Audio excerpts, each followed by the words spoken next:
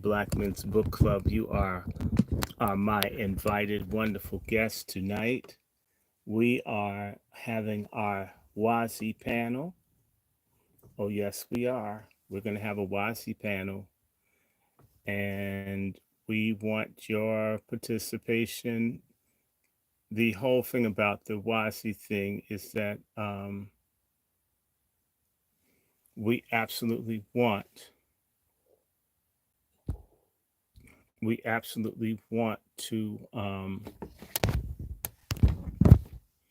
to make this thing pop. So here we go. Here we are, and I might need to do something for 1 second. Will this let me do that? Hmm. No, I don't think I can do that from here. Oop. I may not be able to call them. I've got to go. But I sent people notification this morning. Oh my God, help my people, help my people. I sent it this morning, not this evening, but this morning. Okay. Let me call one of my Wasies. See if we can get this thing moving. And how is everybody? I seriously have questions. I have questions tonight. I do have questions, and I want to hear from the Wazis. I want to hear from, in fact, I think I saw Miss Spencer on here. Not Spencer.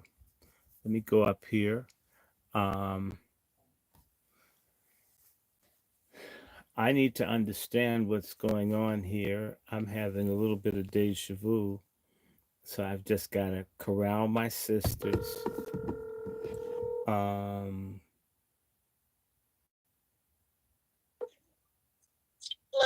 hey, can you find a way to get Janet in? I don't know how to. What now, sweetie? Can you find a way to bring Janet in?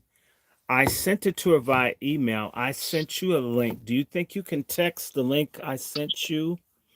I don't know how once I open all this stuff up, I can't close it to run this in one person. And I was good enough to reach out to people this morning. It wasn't like 10 minutes ago. So can you see if you can get her the info? I now have about a total of about 20 people. Oh, And you're already on? oh yes, I said 8 o'clock. But I'll be coming on. Eve will come in at 9, so it's 8. It's like 8:15 or something. So people are waiting, and oh my God. So let me see. Hey, Okay. Man Because I'm King. just getting back home, so Yeah. give me about an hour, too. At least still reach out to Janet. Uh, I'll reach out to her as soon as I okay. walk All in. is So let fine. me get in. I'll probably be on in about 30 minutes. Just let me get my food. No, let me eat first, and Okay. then I'll, Wonderful. yeah. All right. I didn't even realize it was 7 o'clock already. Okay. I'll hurry, All but right. I'll send it to Janet. Okay. Bye. Okay, bye. Okay. I won't make another call. So everyone, and I don't know what's going on with this. Ever since I've been doing this, the Wi-Fi and all the signals go down. But anyway, we need to have this discussion. And oh my God, the Sister Keisha, you should be a guest because uh, I have some questions tonight. I mean, in the news and everything else, what's concerning me, and why the one topic I had, are black women still ride and die for Biden? I'm incredibly angry to see two black girls blown up in Syria, Jordan, whatever. And the reason I had to have this discussion today is that in the case of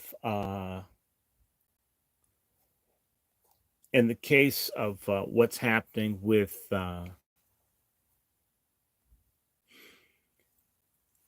Vietnam, this is like Vietnam for me. I want to say to you, yes, he's a sicko freak, Lorenzetta. I don't like Biden at all. Look, people, those two girls, I turned 59 a week from today, and those girls in their 20s, I'm old enough to be almost their grandfather. How in the hell do you have baby black girls blown up overseas for this piece of shit, do nothing, pedophile, deviant, liar, grifter, Biden? And what nobody's saying to you, my people, is that if they killed three blacks because it hit the sleeping quarters of the soldiers, how did it hit just the three blacks unless most of the people there on the ground are black? They are slaughtering and allowing black babies, and sometimes they're soldiers. The man was 47, but those were babies that they blew up, and I'm incredibly angry. Uh, and I need people like you, Sister Keisha. I'm not hearing anybody express outrage that the first people to die in this bullshit are black children, black female children. That's an affront to me as a black man. What the hell are they doing there? And you've got this esterol looking nigga that runs the Defense Department, Austin, this bastard who can't even handle being sick himself. How can he be head of the armed services of his country? He can't even handle sick leave. This is absolutely insane. And they've been bombing and blowing up those people for months, and we haven't seen any pictures of the people who have long-term damage to their brains and everything else from being bombed there. It's only because they killed those girls and that man. Only because they died, we get to see who it is that they've got out there. National Guard. They should be at this goddamn border, keeping these illegals out. What the hell are they doing? Dying for Israel. It's a goddamn disgrace that bitch Joy Reid, that bitch Oprah Winfrey, that bitch Roland Martin, the men are bitches too. Now with the gender dysphoria, everybody's a bitch. I may as well be one, but I'm a good bitch. I'm a proud black, I stand up for my people, bitch. We're finished as a people if they can send our girls off to be murdered. There's a girl over in Iraq. Her name will come to me. She got raped and shot in the head by a white officer or something like, and they've covered it up. She's from St. Louis. They tried to tell the family that the girl had she had VD. That's why she killed herself. You know, it's called MST, military sexual trauma. At least 19 to 20,000 women get raped in the U.S. military every year. That's an average number. Black women are about a third of the women in the military, which means black women are getting a lot of raping going on. Maybe that's why they won't reform it, because they feel entitled to it.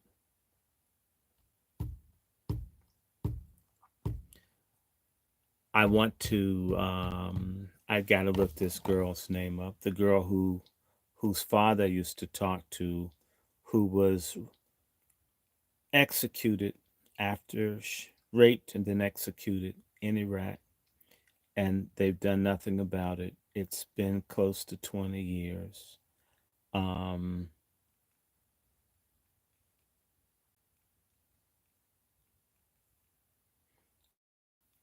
killed. I'm gonna get her name. And when you talk to black folks, you have to constantly remember everything, unless they're super famous. No, no. They talked about this girl. Um,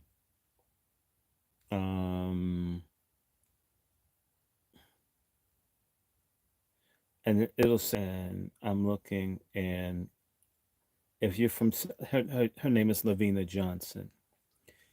Uh, she died July 19th, 2005. It's 19 years ago. It's 20 years ago. Sister Keisha, you know how it is when black folk get killed. You have to try to remember their names because we don't talk about it. We're on some sexy red, some Usher, some little Nas X bullshit instead of what's really happening. And it's absolutely outrageous. Lavina Johnson was a young, let me just tell you her age, and it's a white officer who raped her and shot her in the head, and they agreed to call it a suicide. This happened a while ago. She was killed just before days, wow, a week before her 20th birthday.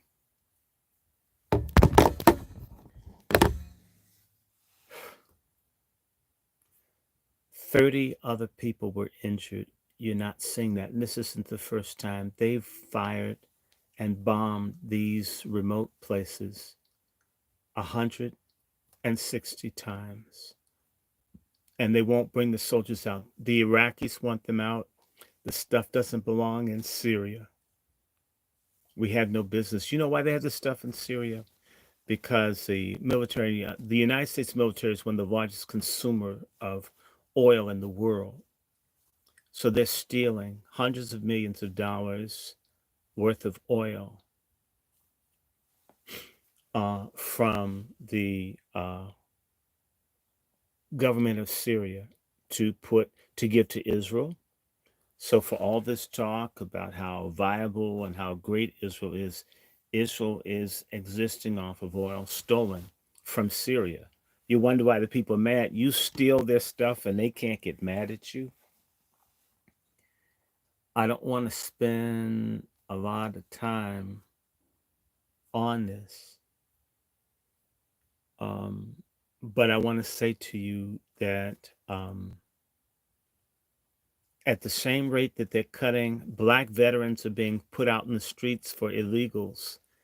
They're sending unprepared National Guardsmen, people who just want money to go to college, or they're from one of these underdeveloped places in the rural South. They go into the military as a way up. They're not prepared.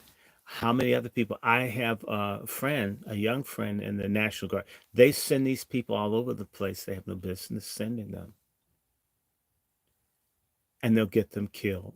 And by the way, all the good shit has been given to the Ukrainians and the Israelis.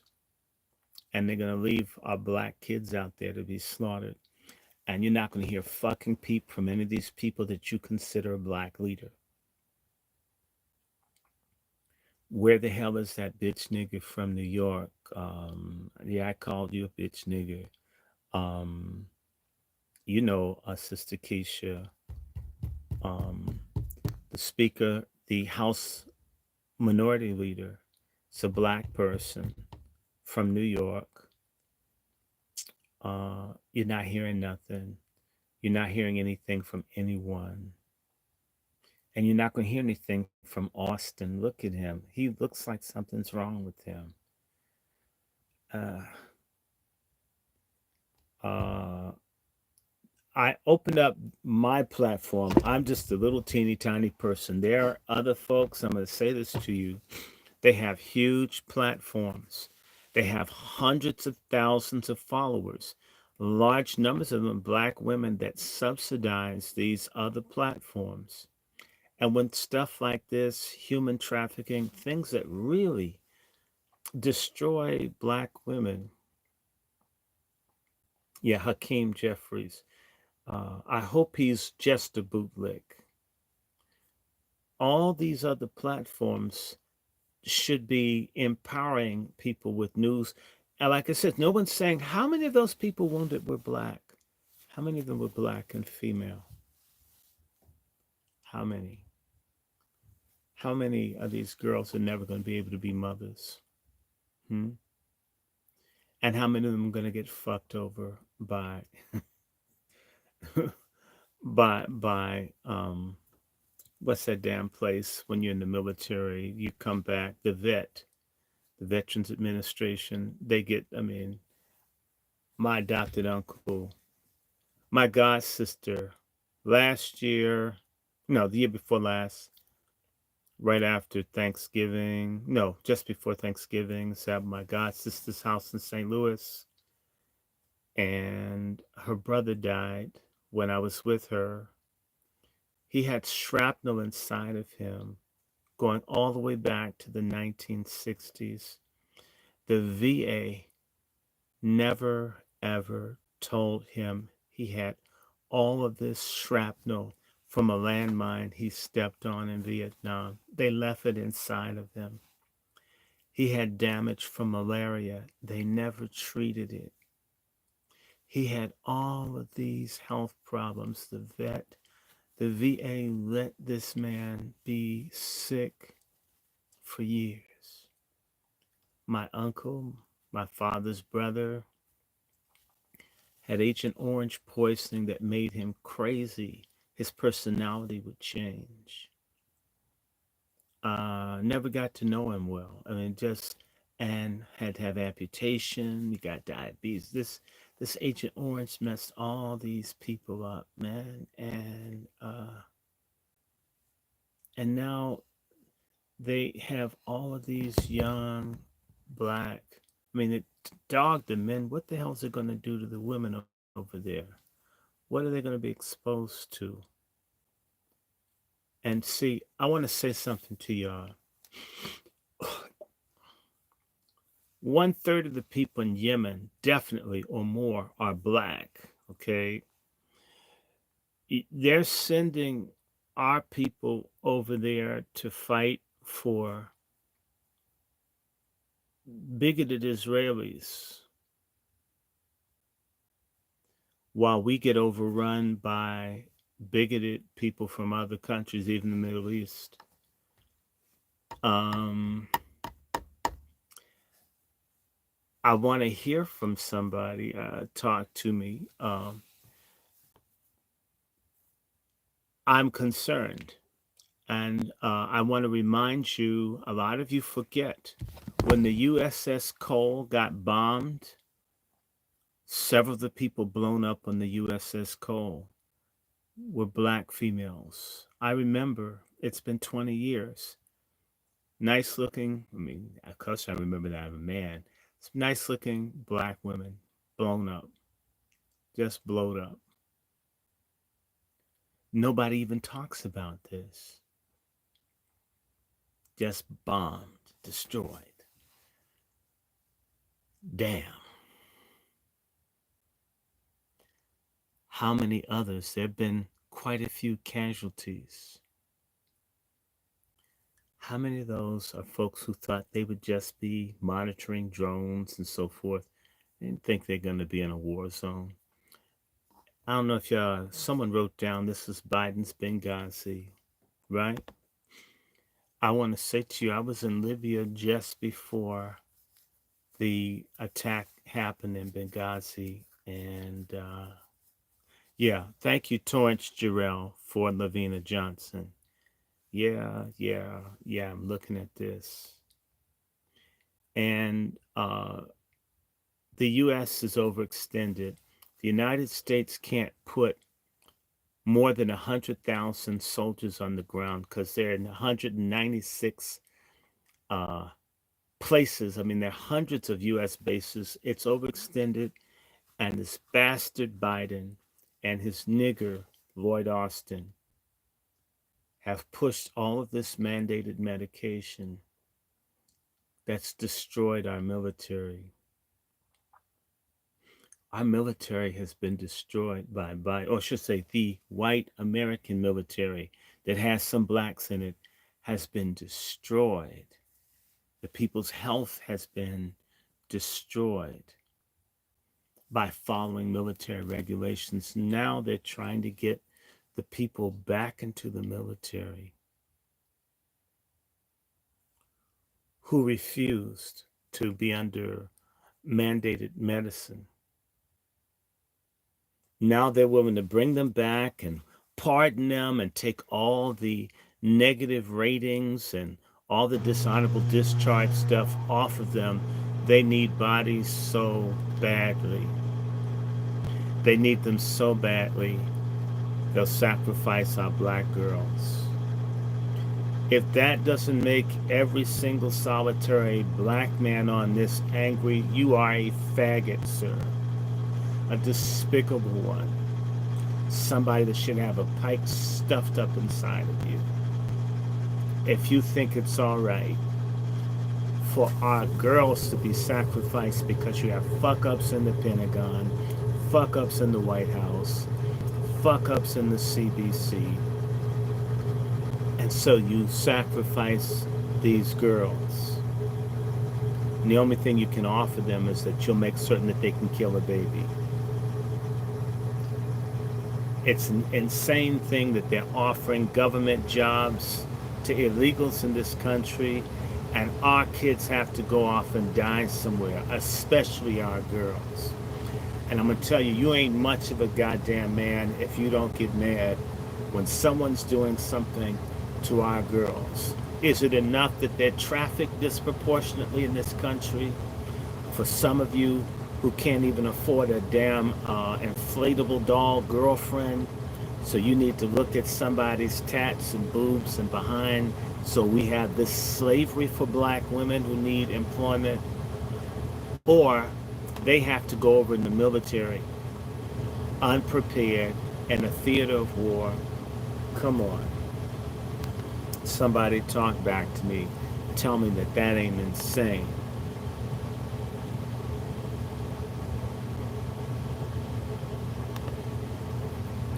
I gotta hold it in there. Talk to me. Talk to me. How many more? They're lying about the casualties. The Israelis are lying about how many people they're losing in Gaza. How many have they sent black girls to die in Ukraine? Have they?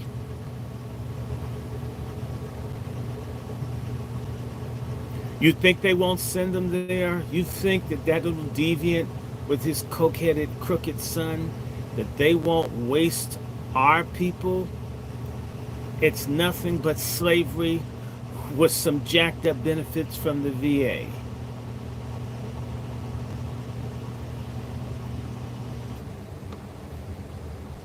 They can lower the physical fitness requirements, but the other side may not lower theirs. The Israelis are getting their asses handed to them from Hamas. What the hell do you think will happen if this stupid ass Biden gets us into a war with Hezbollah and all these other groups that have been fighting for the last 30 years, 40 years? Hezbollah was fighting when I was in grad school in the 80s. Let me see. The people in Lebanon have been fighting since 1975. That's 25 plus 24, 49 years. If you think that just some green ass people are going to be able to police their asses, nope. Syrians have been having a violent civil war since 2012. What's that? 12 years of warfare. The Iraqis have been fighting off and on since like 1990. So it's at 10. Woo! Damn. Sit down. Wait. 91. Damn. 33 years of warfare. The Iranians have been fighting off and on since 1979. The 79 says 21. Ooh, that's 5. Ooh, 45 years of fighting. You really think we're ready for that? Do you? Do you think the this brother Frank Fairfax is saying the National Guard shouldn't be there, Army Reserve should be there, or regular Army. But if they don't have that, then they're going to send us over there. Let me tell you something dirty about the military that nobody will tell you. When it's time for you to leave the military, they have you sign this paperwork. And if you don't take the time to read it, they're not going to point out to you that if you don't fill the paperwork in just right, you waive getting your college scholarship money. A lot of our folks go into the military as a means to get scholarship money and don't fill in the paperwork properly, and they don't get the scholarship. They risk their lives to be able to improve their lives, and they get cheated.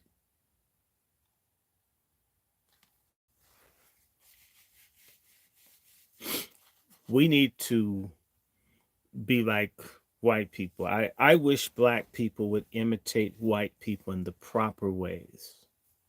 What black people should be doing is learning how to use weapons to defend your home, to fight for you.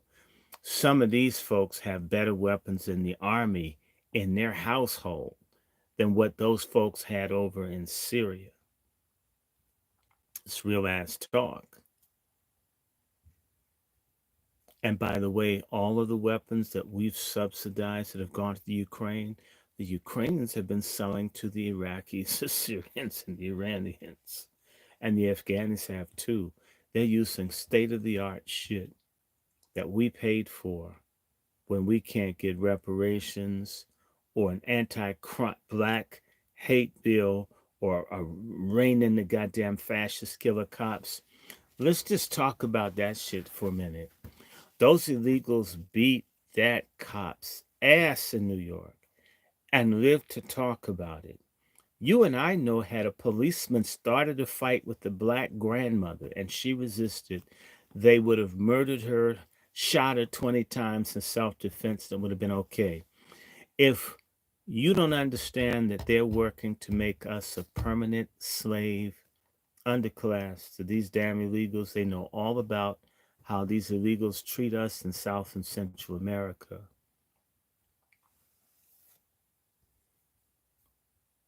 Um, this is a problem. And if you let it happen to your women, black men, your ass is gone. Let me talk a little bit about warfare as done by Anglos. It's something that we don't talk about, in fact, because we fixate too much on this fucker named Martin Luther King. Yeah, I call him a fucker. For right now, he's a fucker. All this peace talk and love talk, to me, if we're going to have any love, it needs to start for one another. And then we can like others. Mind you, I never said hate anybody else, but it seems like love should start amongst us and then spread outward, right? So let's just say this. Because we don't study warfare, because you have so many people talking about coalitions and intersectionality and all that kind of stuff, those guys who beat that cop's ass weren't being intersectional. They didn't want to get along or have shared narratives of oppression. They beat his ass and are not sorry for it.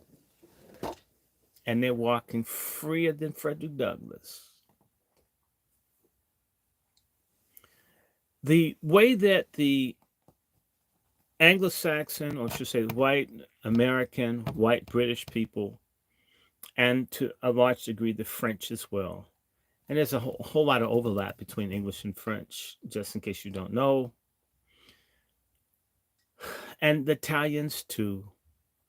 These people, when they fight warfare, tend to kill civilian populations. They don't fight armies because the men want to live. They don't fight armies. If you look at the warfare that the white people had against the Indians, you kill off the buffalo, you attack peaceful villages. The Israelis did the same thing to the Palestinians in the Nakba. I'm not saying anything that you can't look up. Um, the attacks, even in America, you attack blacks who are unarmed during Reconstruction. When the United States fought Germany, mostly what they did was they murdered the German population through terror bombings. They didn't fight German armies. We had one really big battle in World War II on the Western Front, which was the Battle of the Bulge, and we nearly lost that, and Germany was mostly exhausted. America doesn't fight. The white American male, the Anglo American, does not fight another army. He attacks the civilians and does genocide on the general population as a means to make the men in the group, out of mercy for their women and children, stop fighting to prevent genocide. There is no honor. They don't want to fight another group of people armed. This is why they work so hard to prevent, say, North Korea or Iran or other countries from having more advanced weaponry, because they'd be able to kill in equal proportion. The white man, on one hand, teaches you that he's God and he's this, that, and the other, but he hedges his bet. He wants to make certain that your technology never catches up to him. So he always has the greater ability to kill your population if you don't like how he gets down. This is what has happened. This is how they do stuff. This is so you push abortion.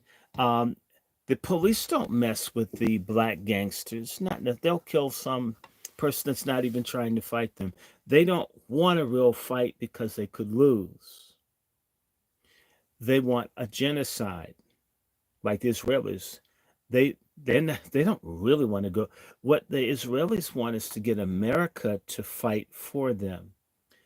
Part of the Israeli uniform, in case you don't know, is depends, because the guys pee on themselves. Now they've got, you're starving the people, no electricity, no water, no food, nothing, and you still got depends on, because they're not willing to die for their lives of superiority, for their sense that they're better than everybody else. Okay, I don't think I'm superior to anybody else. I think I'm a human being made by God, as is everybody else, whether they're good, bad, or indifferent. But these people tell you we're superior, we're this, we're that, and we're better than you are. But when it comes to real competition or conflict, they blink, and they do it in warfare. Fundamentally, they're terrified. The Yemenis being able to attack U.S. ships in the Red Sea, Bab al Mandab, which is the coastal choke point on the Red Sea, there's nothing that America can do with those people who don't mind fighting and dying. The United States has been killing Yemenis since 2015 through proxies. So they don't mind fighting. And trust me, if they send American soldiers to, they're going to kill them. The British got run out of Yemen when the Yemenis didn't have good stuff. The Yemenis have great shit now. America, unless they're going to start using nuclear weapons, and the question has to be, what if a country drops a nuclear bomb on the United States?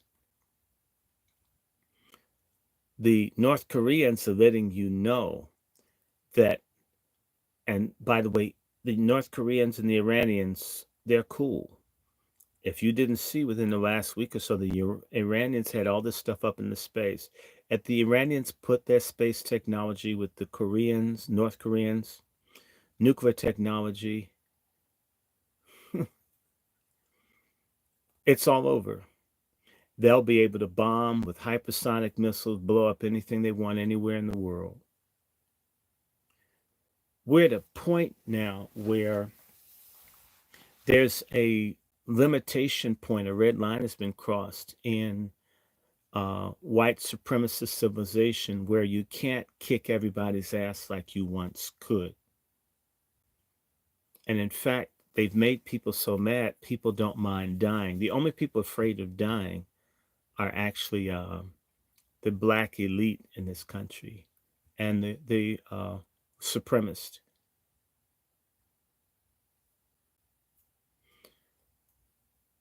So, what I'm saying to you, we're at a point. Oh, one of the Wasis is here. Hello, Black Rose. How are you, Sister Wasi? I'm well, brother. I'm very well, thank you. Did you notify J8? Can you get her contact so she can come in I sent it, so hopefully by text? I did. I sent it by text. So if you just give me a moment and Mm-hmm. let me try to assist her to make sure we can bring her in. Okay, Let's that's see if she Black can see Rose it. from Texas.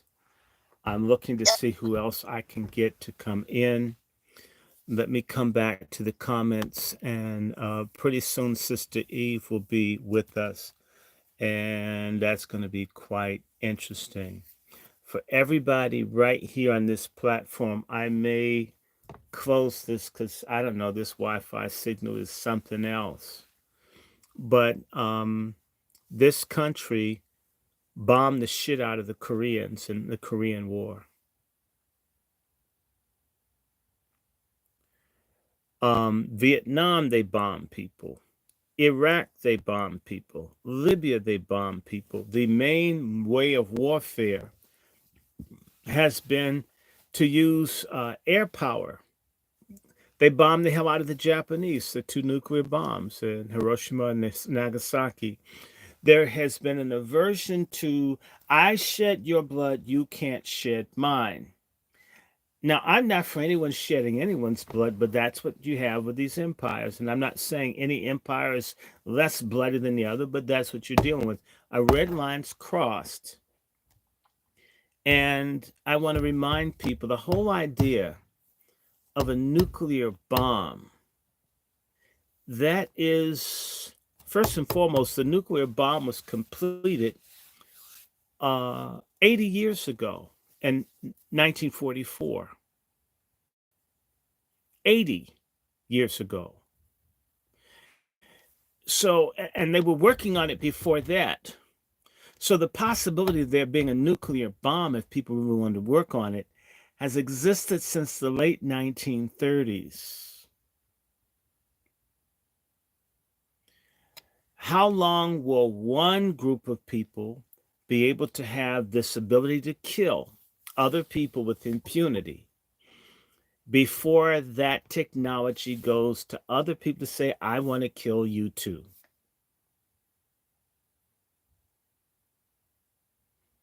Are you understanding me? Meaning that America had an ability to kill a lot of other people. And initially, nobody else had the bomb. And then the Russians had it. And then the British had it. And the French had it. And then the Chinese had it. And the Indians have it. And Pakistan is a broke ass country, a crazy broke ass Islamic country. What if they got a little bit of money from someplace? Like, this is what the United States has to worry about. If they give Iran its money back, the 70 or $100 billion that they've stolen from the Iranians, what if the Iranians gave some of that to Pakistan for some nuclear information? And what the Israelis, with American assistance and British, have been killing the Iranian scientists because they don't want other people to be able to say, I'll drop a bomb on you. It's a kind of stupid way to go through life, always saying, I'll destroy you. Why can't we figure out something else? And I'm not saying it's going to, because people want other people's resources that they don't pay for. They want power. They want to be global bullies. But what happens when other people don't give a goddamn and they have the ability to kill you the same way you could kill them. We're going into the most terrifying era of Western European history right now, because for the last 400 or 500 years, basically technology and warfare has mostly been in the favor of European people. That's changing. In fact, the only thing really allowing this really crazy behavior to go on is that most people really don't want to fight anybody. It seems as if the people who are the biggest bastards, the bloodthirsty people, are the ones who've been stealing from everyone else. What happens if the people who are getting robbed decide, well, I don't want to coexist. I just want to hate like you hate. Okay. I want to be a mass killer.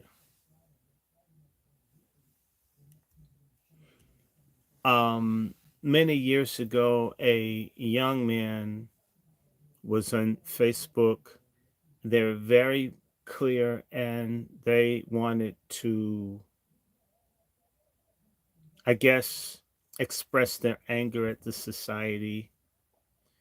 And this guy, I tried to talk to him, not to tell him not to be angry about what's going on, but uh, I don't know if just going out and shooting people, just randomly shooting people, that just, you can't make me think that that's the way things change.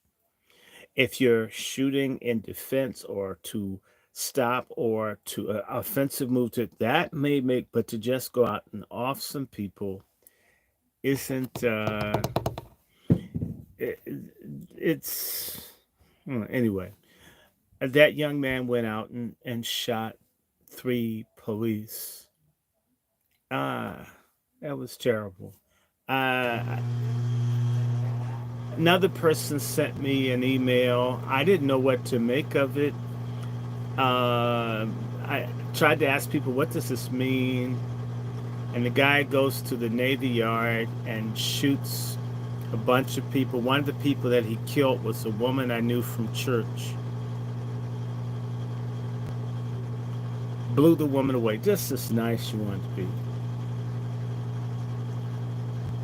So I get this thing, just this idea of shooting people doesn't necessarily solve anything if you're not doing it with the purpose to fight for what's good or what's right or to defend it. You're just adding to the problem. You're making it worse. So I'm not advocating that anybody do anything to anybody. However,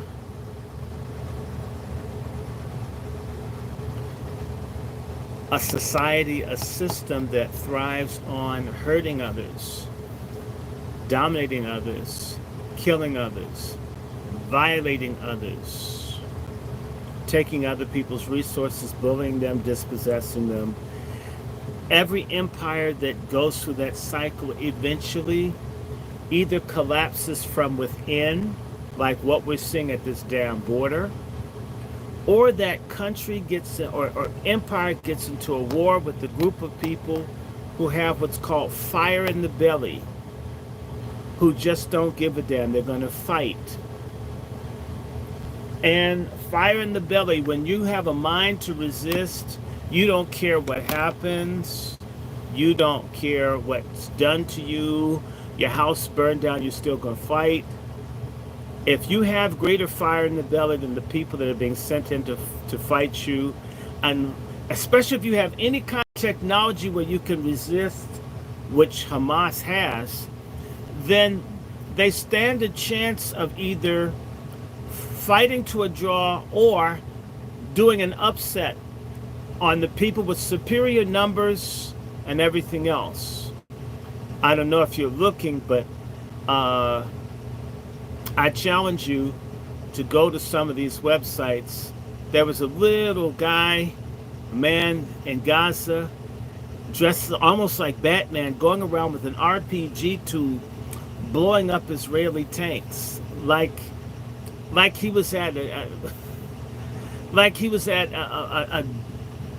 at a shooting gallery at a fair, blowing up tanks, which had Israelis inside of it. They may do genocide on the people in Gaza, but they're not going to beat these Hamas people. They're not going to wipe them out. That's never going to happen. And I'm saying if Hamas can't get wiped out, they can't do a damn thing with Hezbollah. And they can't do anything with the people in Iraq who are mad about all the people and they definitely can't do anything with Yemen, and they can't do anything with Iran. And sending little girls and little boys over there, National Guard people that they have no business sending there, is not going to make much of a difference. And if they're going to have to force people, if they have a draft in America, oh my God. Let me just say to you, for those of you who don't remember Vietnam, I sure do. I was at the big march with the 500,000 people in 1969. Hell no, we won't go. The moratorium thing. My people, if you think that white Americans are going to let their kids be murdered overseas by the U.S. military, you haven't begun. I'm telling you, your folks, if you think that they're going to be able to send their children over to the Middle East, if you think they're pissed about the border, talk about taking somebody's kids and drafting them for Biden, who was never elected. It's a fraud. I don't give a damn about any one of you. Donald Trump won that shit. In fact, I wish I could have voted illegally 100 million times for Donald Trump. So I'm here to fire this up. It's closing in on the 9 o'clock time, so we can have the Wasis come in. And I'm just saying, no, Donald Trump won. Donald Trump's being considered for a peace prize. And my question is, do black women, are black women still ride and die for Biden with all this stuff going on? No. I mean, God damn Biden. God damn him. God damn Biden. And God damn all the black people that voted for him. And goddamn the ones at MSNBC, that bitch Joy Reid. She needs to take that gorilla-looking wig off of her head. She looks like an orangutan with the blonde wig on. Her, a despicable Roland Martin, who looks like a meatball with clothes on. Damn it. Don't y'all see what's going on? Okay, now, I hope y'all are good and mad. And I want to say this before we go anywhere. The people that have me most excited are the 40,000 white men, truckers, that went down to their goddamn border. Amen. We're the ones being destroyed by the illegals, and it's the white men went down. Damn, they're protecting us. So right now, I know there's racism in the country, lots of it, but I am not mad at the damn patriots. I would much rather them be at the gates of Mexico than up at the Capitol. And I was there at the Capitol, and they stole my video. They had buses of people that they brought up to create problems on the Capitol. One of those buses nearly crushed me and my friends in the car on January 6th, or whenever the hell that thing happened. And I'm telling y'all, this whole thing, we've been played. The CIA is messing with the news. All of this stuff is a lie. Trump won, and I'm going to say this to all the Biden ride or die sisters pork chops out there. Those folks angry enough to go to the border to defend this country, if our sisters become the face of they become the face of this Biden coup against the American constitutional government, a lot of you sisters are going to pay like hell. And I'm going to tell you something. If I saw a redneck beating a sister's ass on who had a Biden t-shirt, I'd keep walking. Um, the same way we don't like white people getting in our stuff, why the hell are we getting in a fight between white people? Shouldn't we extend them the privacy that they need to solve their business? And the ones at the border, they're my heroes. I shoot, I don't care. There's fentanyl everywhere. One block from my home, they break into people's cars. There are all these people up here. They're doing stuff, stealing stuff, stealing all the cars in one block. This is the stuff that's happened since this bastard Biden came to town. So I don't care what nobody says. I don't care what nobody says.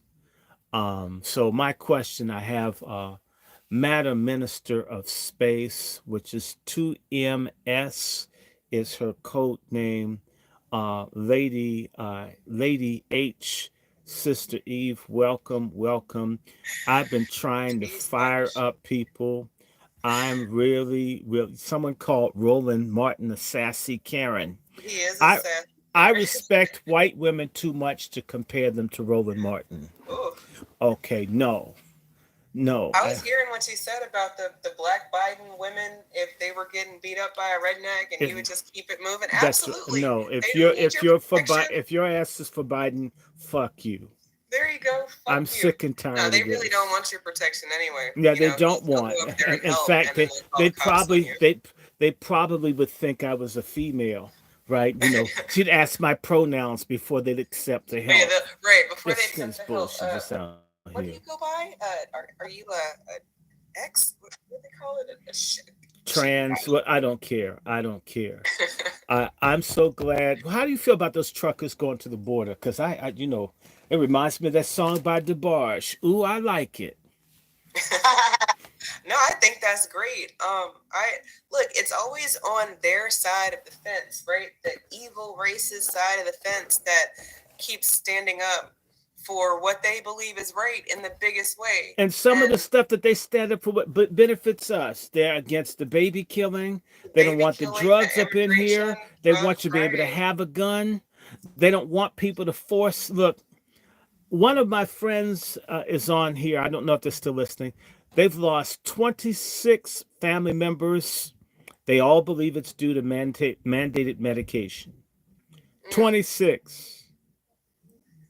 damn. And you know what? They blame Trump for this.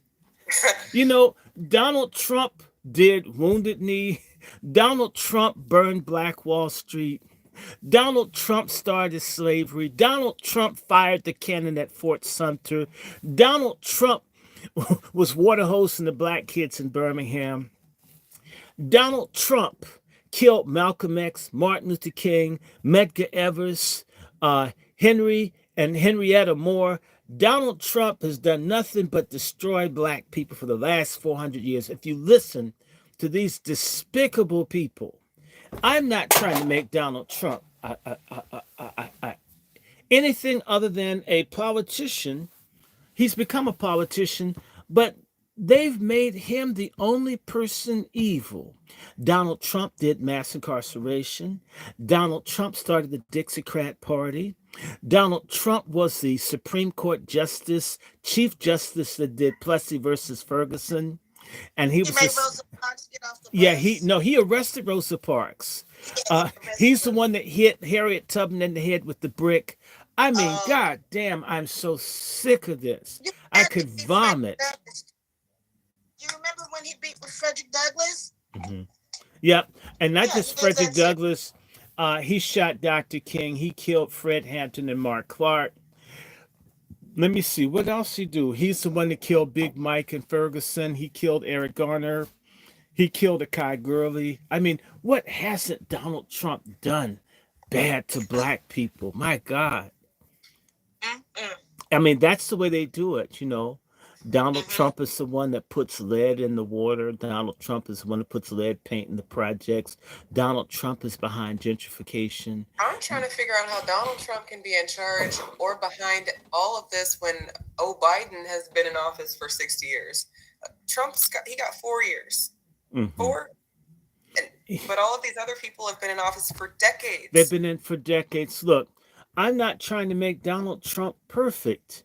I'm only saying that you look at someone and it's interesting. I want to let you know. You take that Petunia pig with the weave looking thing down in Georgia, Fannie Willis, and everybody knows Fanny's another way to say ass.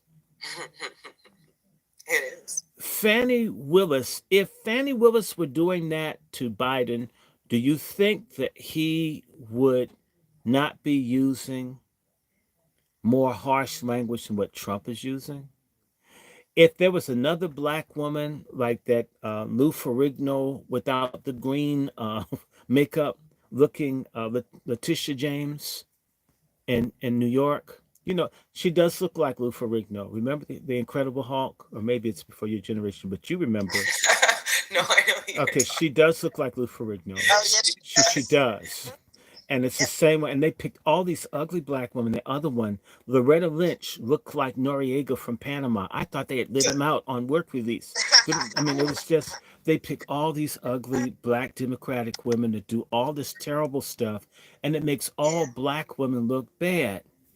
And then you got that one that looks like Bernie Casey. She's Jamaican. Remember Bernie Casey? He used to do all the hard liquor commercials in Ebony magazine. Come on, the Black Rose. You know what I'm talking about? Bernie Casey. Remember him? I I vaguely remember him. Hold on, I let me get mostly a picture. remember. Look, the judge in D.C. that's married to a Jewish dude that's lying on Trump. She looks like Oh yeah, Bernie. yeah. She looks like Bernie Casey. You know what? Hold And on. then Let you me got a Google little Bernie. crooked pedophile Jewish judge up in New York that's bothering Trump. Look, I sat in the courtroom with Roger Stone, and it was shocking in the trial. I was trying not to. I'm. I want to be fair. Now I'm going to just say this.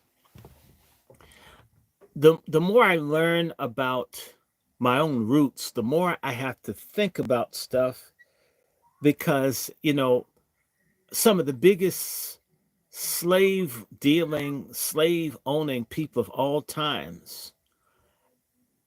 Some of these people, my damn blood relatives, and some of them were Jews.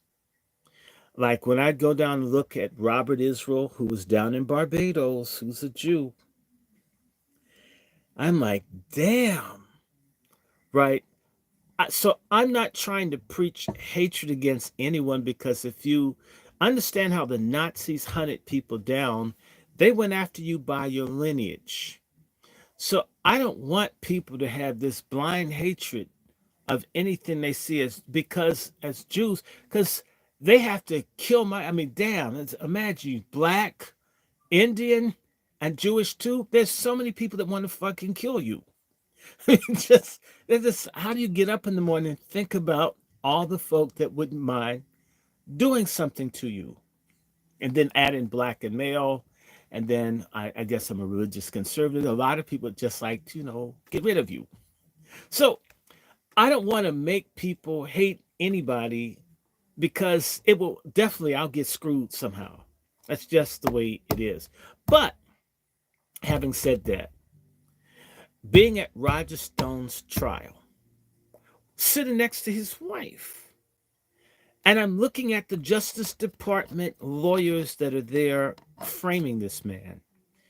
And if I told you they were all deep, dark, brunette lawyers, they looked like brothers. It looked like a yeshiva school reunion. I was like saying, don't people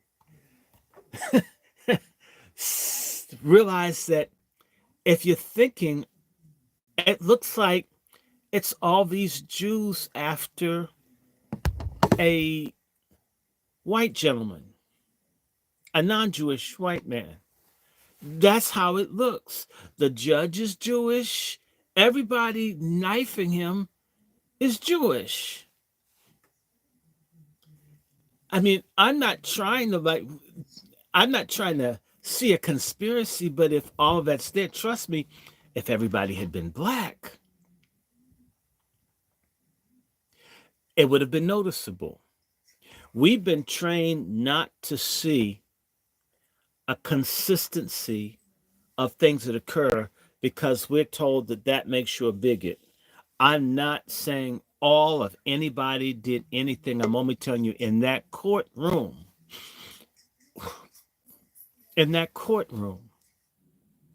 it looked like he could have been on the trial for his life as a Hamas president in Tel Aviv. Okay. That's how it was. I'm not trying to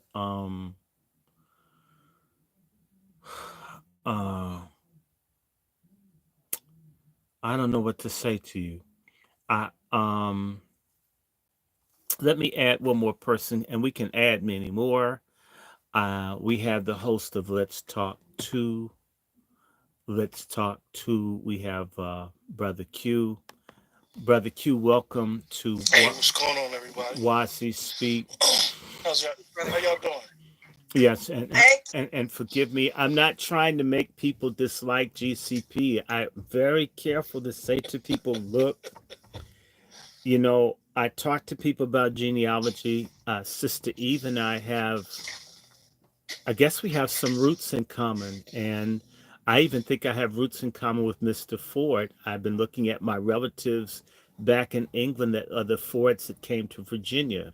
I mean, I'm just saying to you. And by the way, when I go back, all of us, so I want to encourage people to do genealogy, not for you to be weak, but to understand that there's a hell of a lot of connectedness that we human beings have, even though we don't act like it.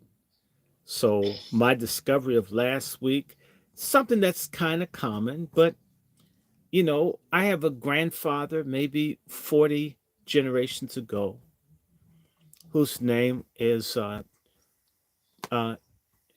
Charlemagne, the king of the Holy Roman Empire. He's not a grandfather, he's a great uncle. His grandfather, Charles Martel, the man who kicked the Muslims' ass, Brother Q, back in the early 700s, uh, is a grandfather. And so we're all, as I said, I'm a Black American and proud of it. I don't want to be anything else. I'm not trying to be anything else, but I acknowledge everything. And I think I sent it to you, Sister Eve. You said, didn't I send you a picture of my you did. Okay.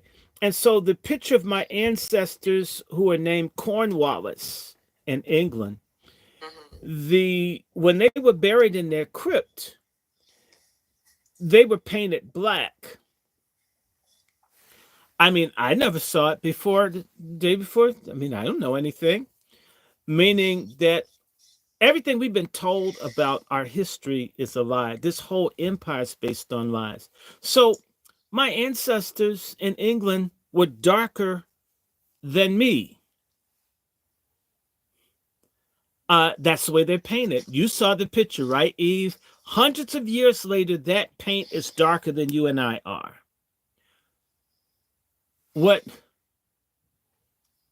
So that's why I want to say to you that this thing is a human thing. It's not a color thing. It's a heart thing. Although a lot of people let their heart get shaped by their color or their culture or their families. We need reparations. We need an anti-crime bill. We need justice, and we need to get rid of the boule. It's got to go. And we also have to get rid of feminism. We need patriarchy, and we don't need feminism. Absolutely. Feminism has to go. So my question, now that you're here, Brother Q, and we're going to come back, and somebody said, I'm an independent and I have no particular interest in either party. I have never asked people to like one party or the other. What I have asked people to do is get the best deal that you can from everyone that you can as often as you can get it. And at the same time, be honest.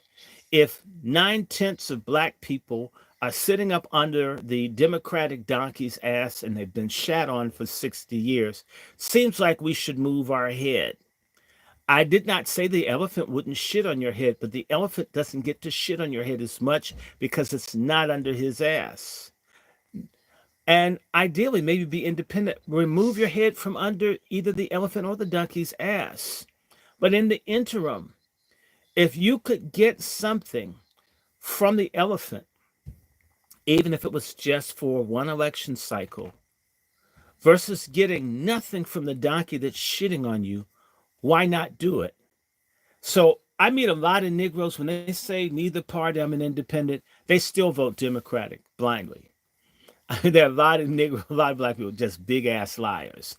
They always vote blue. In fact, I say it's vote screw. To me, stay your ass at home if you really want to do a protest. Or if you want to undermine a particular, why should someone vote Republican? Not because Republicans will necessarily win. I'm going to tell you what would happen. And I'm going to say this to you right now. I'm going to just deal with this party stuff. We're going to go back to my issue. If 15 to 20% of black people split their vote like Jews do, like Jews, the Republican Party would change if you had the right kind. The Republicans you have now, they're full of shit. They're dumb. It's like that donkey-looking fool down in South Carolina. Okay. This person, Kirk Owen or whatever, the Platinum Plan was an offer. Black people refused. Trump offered, and the black boulets said, don't take anything from Trump. We don't want it. We want nothing from Biden is more than something from Trump. So you're not only inaccurate, you're wrong, you haven't done your research. Feelings don't matter on my platform. Facts do. The Platinum Plan to offer to put $500 billion in the black community, had we been able to spin that around a few times, we wouldn't be in the situation we're in right now. We chose erasure. The Democrats have been working to erase us for a while. We chose erasure. If I'd had a choice to get some of what Trump's offering over being erased by the Democrats, I would have taken it. And it's interesting. Everything. In fact, under Donald Trump, whether you like him or not, a whole bunch of jobs in construction and everything else. And I don't give a damn about any elitist on here who doesn't like construction jobs and so forth. But a lot of black men whose education and skill level isn't great, they need it. They needed that opportunity. Sister Eve, can I ask you a favor? Of course. Can you send Brother Chef C the invite?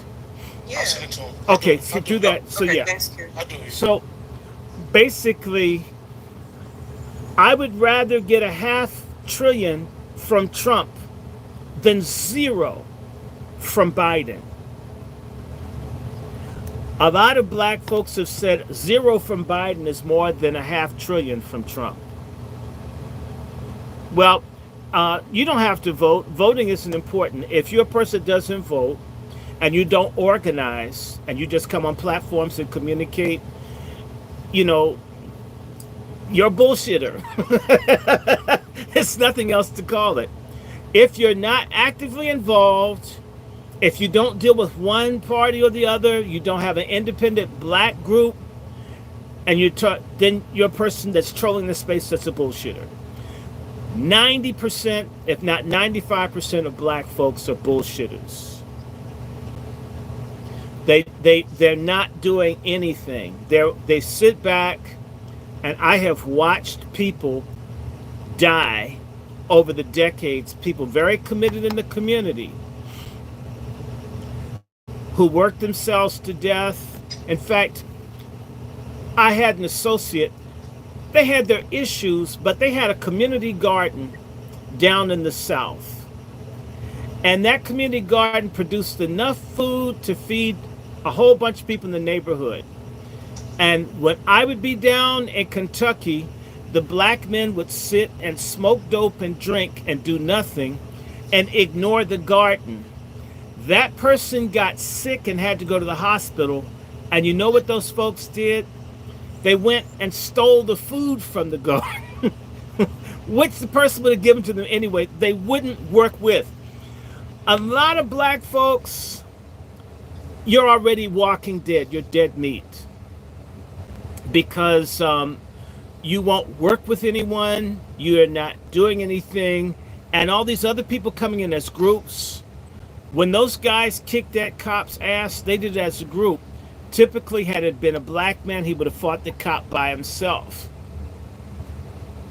In fact, if there was a couple white cops kicking a black man or woman for nothing, most black folks would have stood off and not done anything. What those Latino guys, the crooks, they don't mind dying fighting for one of theirs. We've let the world know we don't care what happens to each other one at a time. That's what we've taught the world. We don't do that. We, in fact, we know everything. We travel the world. We have a trillion opinions. There's nothing that we sacrifice for. The majority want everything to change without investing anything. For people to say they don't vote at all, that means you didn't vote for the school board, so all the queers and all the other people took over.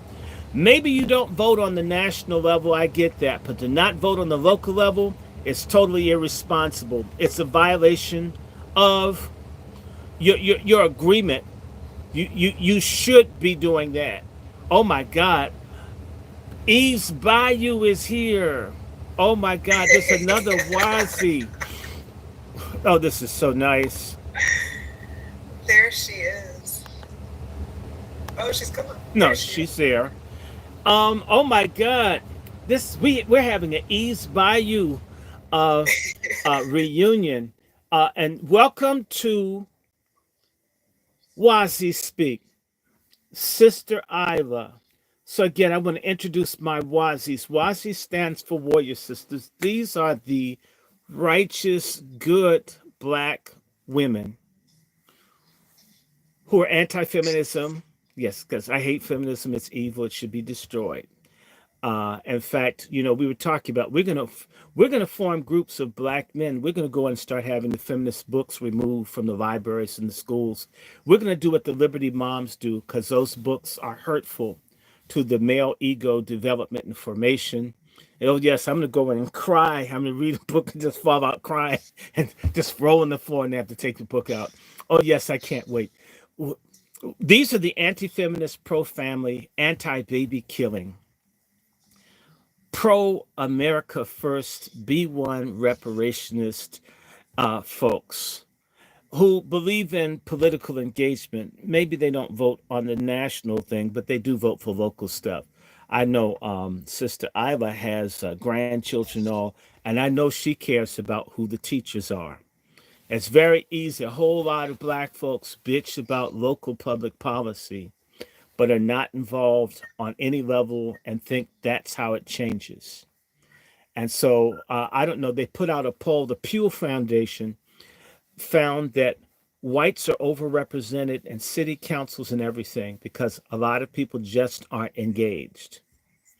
And it's true, a whole bunch of black folks engaged. They're coons, although they're a lot of coons, and they're in one part or the other, but they're primarily Democrats, where black people are getting screwed the hardest are in large, urban, Democratic strongholds. I don't care what anyone says that doesn't like it. And do something, get involved.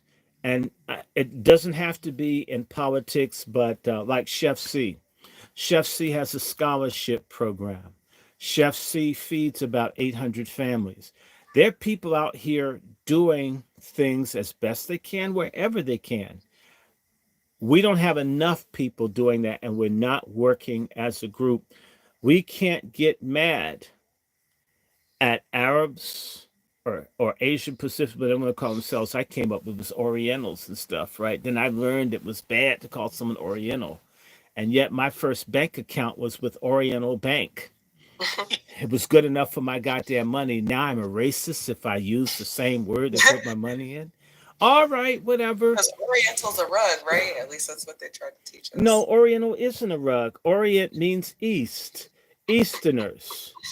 I mean, that's what it's meant. So, and it's like Latinx. Latinos don't like that. In fact, they don't like Latino. They prefer Hispanic. It's confusing. These are all artificial groups to do what? To punish black people, There you right? go. Let's just deal with all these names and stuff. It's bullshit. The woman stuff, the gay stuff, this is all an effort to muddy the waters because when black folks started raising hell in the 60s, it shook the country. So they needed a diversion. And so what? 65 is the same year they did the immigration reforms, the same year you had the Watts riot, right? So don't ever mistake this. This is basically a chess move. Don't give rights and power to people who are from this country. And we deserve it 3 times. We deserve reparations because we're the descendants of people who are Africanized Europeans, who are Irish, Welsh, Scottish, English. I certainly am. And I was looking at documents today talking about freedmen or freeman papers for family members in Massachusetts. What Dr. Winters was explaining is those people who had some kind of African or non-Saxon origin had to prevent themselves from being excluded from being able to own property. They had to get what's called freeman status. So the Lancasters, Madam Minister of Space, were free men. I can send you the document to show it. Oh, for sure. I was looking at something earlier today as well, and it was talking about the amount of free people and slaves. Maybe we were looking at the same thing, or maybe you sent it to me, but I don't think people are doing their story. They're listening to other people's story and they're kind of osmosising it, right? It's a lazy approach to finding out who you are. And I guess that's okay, but when it comes down to the nitty gritty, I guess some of us are probably, well, not even probably. You, Dr. Short, have shown me on paper that you are a direct descendant of King James, and I think that we're direct descendants of King James and Mary, Queen of Scots. European royalty, right? Yes. They don't want us to even right. recognize that. Right. At all. And that's even more reason, that's proof. If you and I come from a royal European bloodline, how the hell did we end up broke other than a caste system arrayed against us based on color and even though many of our ancestors weren't even slaves because of a slave system, we still got cheated as if we were chattelized. Mm-hmm. And because some of our families are mixed with people who were chattelized, we got put with the enslaved people. I mean, imagine that, which means, come on, yo, I'm just going to tell you, the city of Baltimore is named for my grandfather. My ninth great grandfather was Lord Calvert. Okay, Anne Arundel County, right next to Baltimore, is named for my grandmother. Okay. Talbot County in Maryland's named for a branch of family. I think the state of Maine is named for family. How in the hell are Eve and I connected to this? And we're lacking capital and resources. You see, in any other society, if you came from nobility through birth, you would have access. So this tri-ethnic heritage is even more grounds for reparations. And we can also link up and talk about, I was watching a documentary on Jefferson Davis, and Jefferson Davis was trying to kill some kind of member of the family. If you've heard of Black Hawk's War, Black Hawk, who's a Sauk Indian, his his son married into the family. So somehow the people, Abraham Lincoln, by the way, went around shooting people in one of the kin tribes. If you sit down, you think about it, it says, oh my God, sit down and think. We are Aboriginal people here. We are people brought from Africa here. And we're people who got dispossessed or through a process of a caste system being created. Huh? Even if we had noble ancestry from Africa, Indians, or from Europe, we still end up with less than 1% of the national income. That's a crime.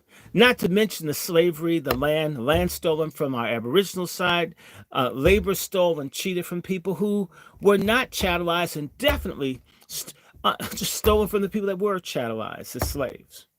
So, to hell with that. We need our money. But I want to ask my Wasis, Madam Minister of Space, Black Rose in Texas. We got Eve's Bayou down in Florida. So we've got like 3 states represented. We've got Virginia, Texas, and Florida. Florida and Louisiana. We're gonna give them both states. So we got Creole power and by the way, hi Black Jewish sister. we black Jews have to stick together. We have to fight a whole bunch of stuff. Hey, Dr. Short, could you hear me? Yes. I just want to say, hey, Eve, I agree with you to an extent, Eve. What you said about us not really doing the work for our own lineage on an individual basis. One of the things that us four on the panel know with Dr. Short is that he literally goes to the Book of Archives and does the work for a fee, but he'll do the work for most of us.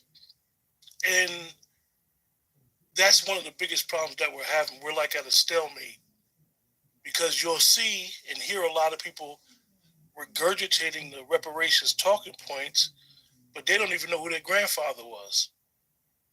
And that's problematic because if they knew who they were, they would be willing to really, really put the work in, not always online arguing with people. Mm-hmm.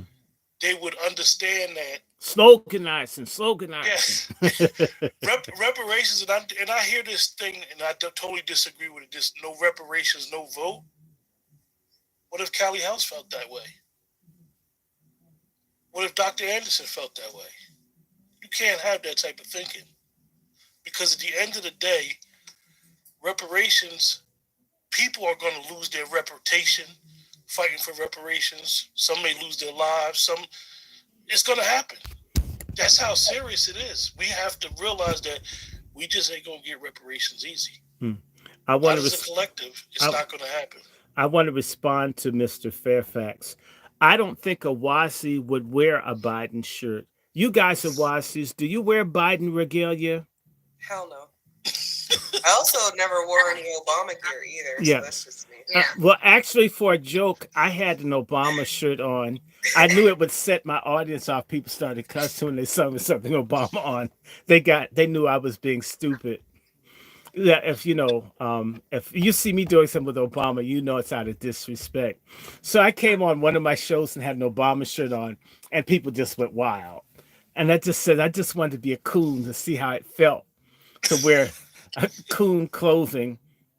Being a sellout has to be fun. There's so many black people that are coons. It must feel good to like hate yourself and to my white audience. I mean, aren't you disgusted when you see black people just begging to be white and you just they want to meet real black people and they keep meeting Tim Scott and they almost lose it. I was thinking if I could do a sitcom show, there'd be like 3 coons, a Caribbean coon, a Black American coon, and an African coon. And they're always selling out. And there always be a scene where they try to push up to a white woman. And the white woman is like, you know, uh, she's reading a book, and the guy comes up and says, what are you reading? And he starts trying to figure out all the books she's reading. Are you reading Shakespeare? And she's saying, mm-mm. She's reading this. And finally, he says, well, what are you reading? She says, I'm reading the autobiography of Malcolm X. Have you read it? And the guy says, who's Malcolm X? And the white woman storms out. Oh, she runs out crying. I thought you were a real black man. So, and they keep getting turned down by the white women because they want to meet someone that's actually black, and all these people are such coons and and the whole thing would be these guys keep getting embarrassed for having no dignity. I'm going to say this. I said in my program the other night, and I've never felt bad about being who I was ever. Okay. But I've always noticed that there's this huge swathe of black folks who have no fucking dignity or integrity. It is so, I don't know what to do about it because just they're so goddamn weak. Let me tell you something. I'm going back to 1970 in my mind. I had a racist teacher that looked like Hillary Clinton. And she was trying to hinder the black students from learning how to read. She would harass them when they were reading to make them feel uncomfortable. And she succeeded because they had such a low self-image that they accepted the teacher saying that they had too many difficulties reading, so they didn't have to read at all. And I remember black kids just putting their heads down and being disrespected by the teacher. And I never did that. And by the way, me and the teacher clashed. But you know what? The black kids in my class never spoke to me because I didn't acquiesce to being told I couldn't read by my racist teacher. They were more angry with me for insisting I could read than the fact that someone was trying to tell me I couldn't. That's how and I'll say this to you. If everybody black like that dropped dead of whatever new mandated we'd be better off because you can't work with people like that. You can't work with them. I've experienced this my whole life. We have a team honeycomb with people who think we can't win, and therefore they make us lose. I'm not a loser. I resent being made to lose by a no good piece of trash. I mean, come on, you guys have worked in corporate America. Have you worked with black folks who worked against you? They would complain about no one getting a promotion, but they'd try to make you fail, and then they'd go back and report on you.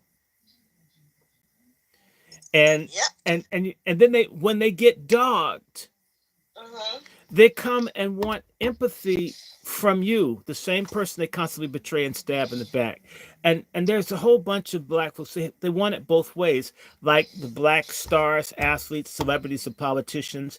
They reach a high place, they do everything they can to gatekeep, block, dog us, piss on us, shit on us. And then when they get rejected, they want to come back and still be embraced as someone who made it amongst us. And we've let them feel like they could come back. Okay? It's us. If we had more true group pride and self-respect, when you betray us, your ass is out. Stay out. Don't come back. I don't want to be integrated with no good, self-hating black people. I want to be segregated. I don't want to breathe the same air. If I knew that there were some black people with no dignity, I don't want to drink. I don't want to, if I see a place where black folks with no self-respect hang, I will always be somewhere else. I want to be segregated from them. I don't want to ride in the same bus.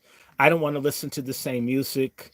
Literally, I'm a segregationist against no good black people. And even in my class as a teacher, because a lot of folks would try to come in and bring this degenerate sorry ass excuse making black culture into my classroom and try to sit in the back and fall asleep.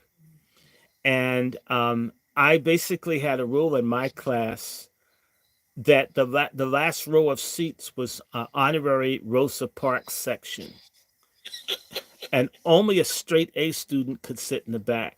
If you didn't have all straight A's, you couldn't sit in the back. If you sat on the back row, I'd immediately give people a quiz. I punish people for once. So anybody try to sit in the back seat, people start crying, please don't sit in the back. You'll go crazy. So everybody had to sit up front. Since if you were at a white school, you would sit up front to try to prove I have a right to be here. You get among black people, and then you decide you're going to put your feet up on the desk and go to sleep.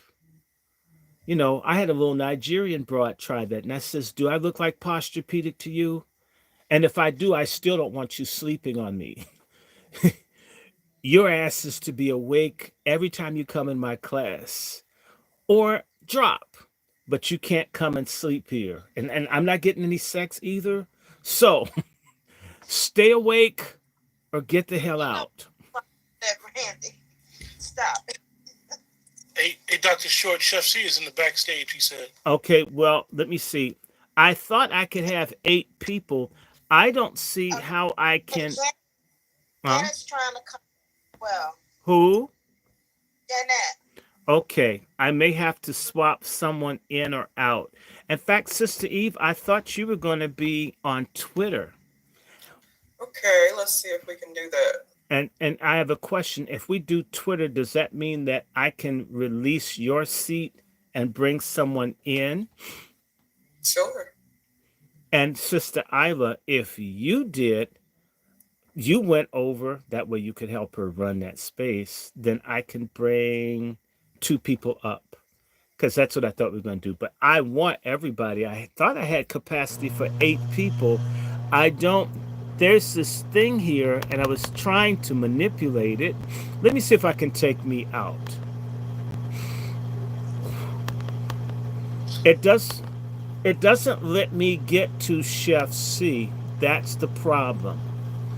So, Brother Quentin, can you join them in Twitter and let me see if, let me see who, okay, when Eve came out, Chef C came up. I don't know where Janet is. She's not here. So I don't know what she's doing. No, she's still trying to download. Ah, okay. Give us minutes. Wait a minute. So Isla went there. Chef C. Okay. Testing. Okay. Peace. All right. Now. All right. Chef up north. And I'm trying to see, and Sister Eve is going to open up a space so we can have this.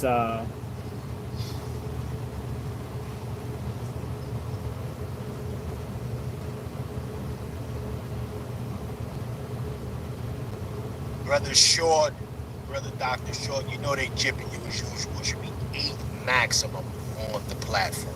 Shoot, I can put 10. I Yes. thought I paid for 10.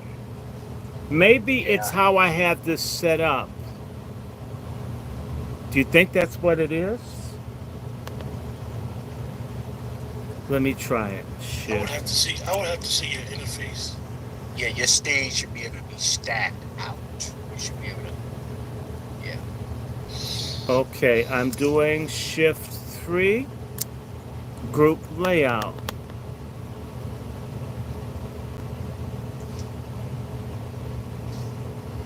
Yeah, because this is Wasi talks. I'd rather have the sisters heavy in the building. Yeah. Well, this is why I'm trying. I know goodness well that I should have the capacity to have 8. That's what I pay for, as you know. Oh,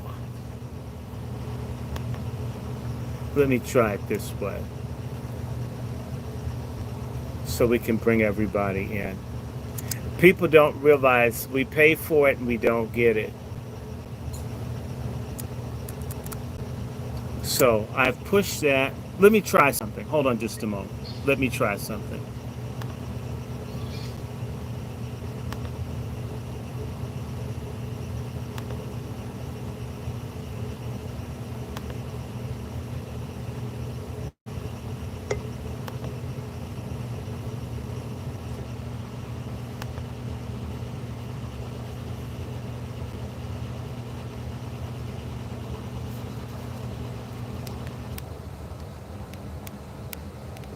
Hmm.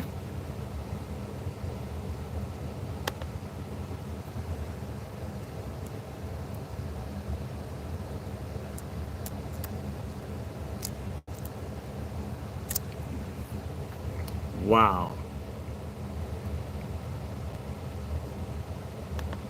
I see an additional person,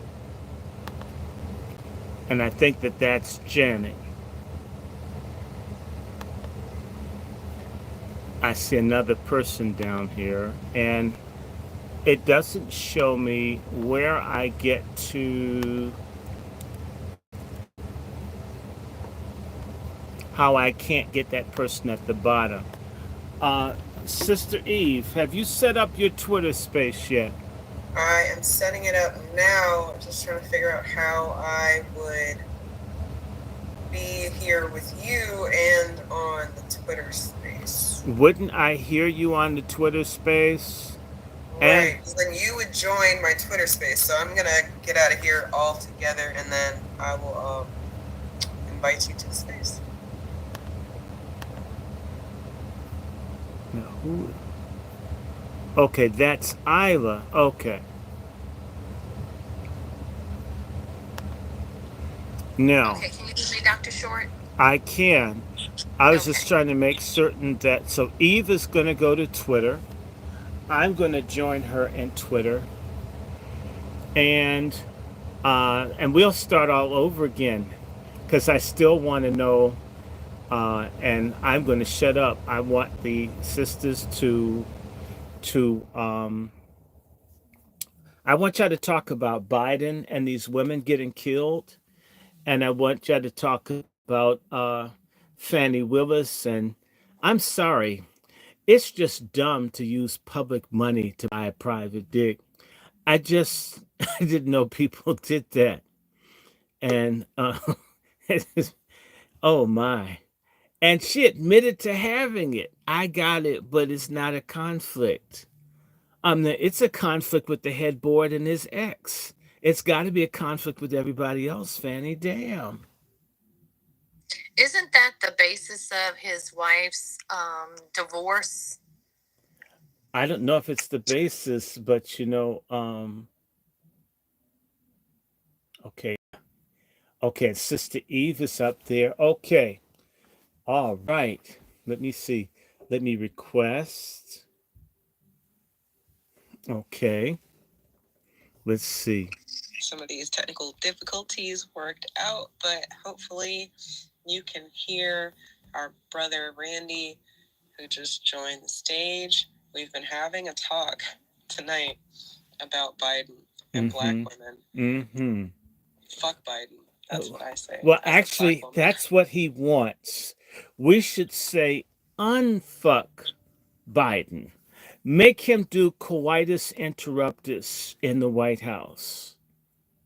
In fact, I came up with the song today.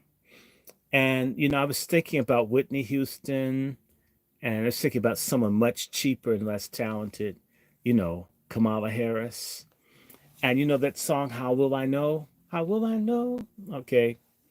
And I was thinking, How Will I Know is I'm a political hoe and you should love me. I'm a political hoe and you should love me. Right? Right. I'm telling lies because I'm corrupt. Hoe speak. Stealing votes is so bittersweet. And so I have to work with that song, How Will I Know? A political hoe. You had quite a few good ones that you came Political up with. hoe, right? No reparations. I'm just a hoe. You vote for me, right? Short, you're always making up some song. I thought we were supposed to do the one from The Color Purple. We did. You weren't around.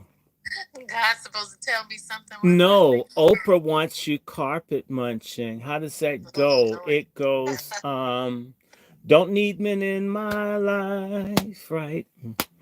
Ain't gonna be a wife. Oprah wants us wants his carpet munching. Right? Right. Patriarchy's gone. I prefer strap on. Oprah wants his carpet munching. And then you go, Oprah wants us carpet munching. Oprah. Yeah, right.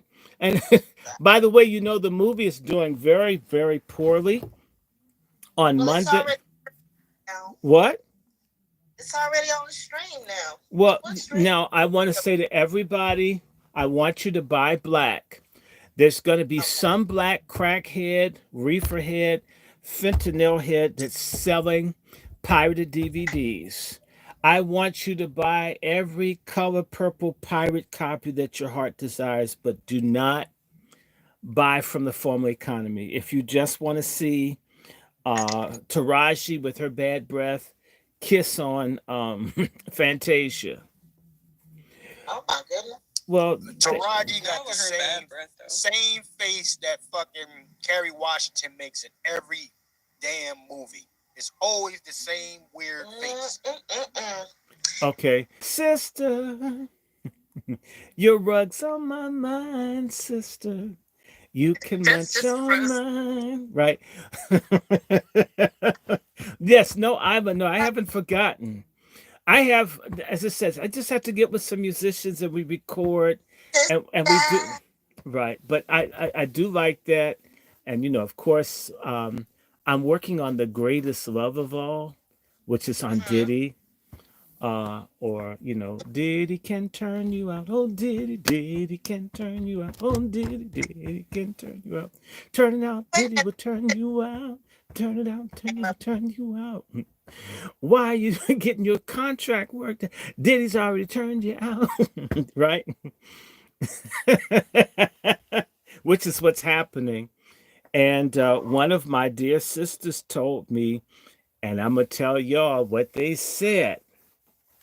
They said that Diddy's main squeeze is Bloomberg. What?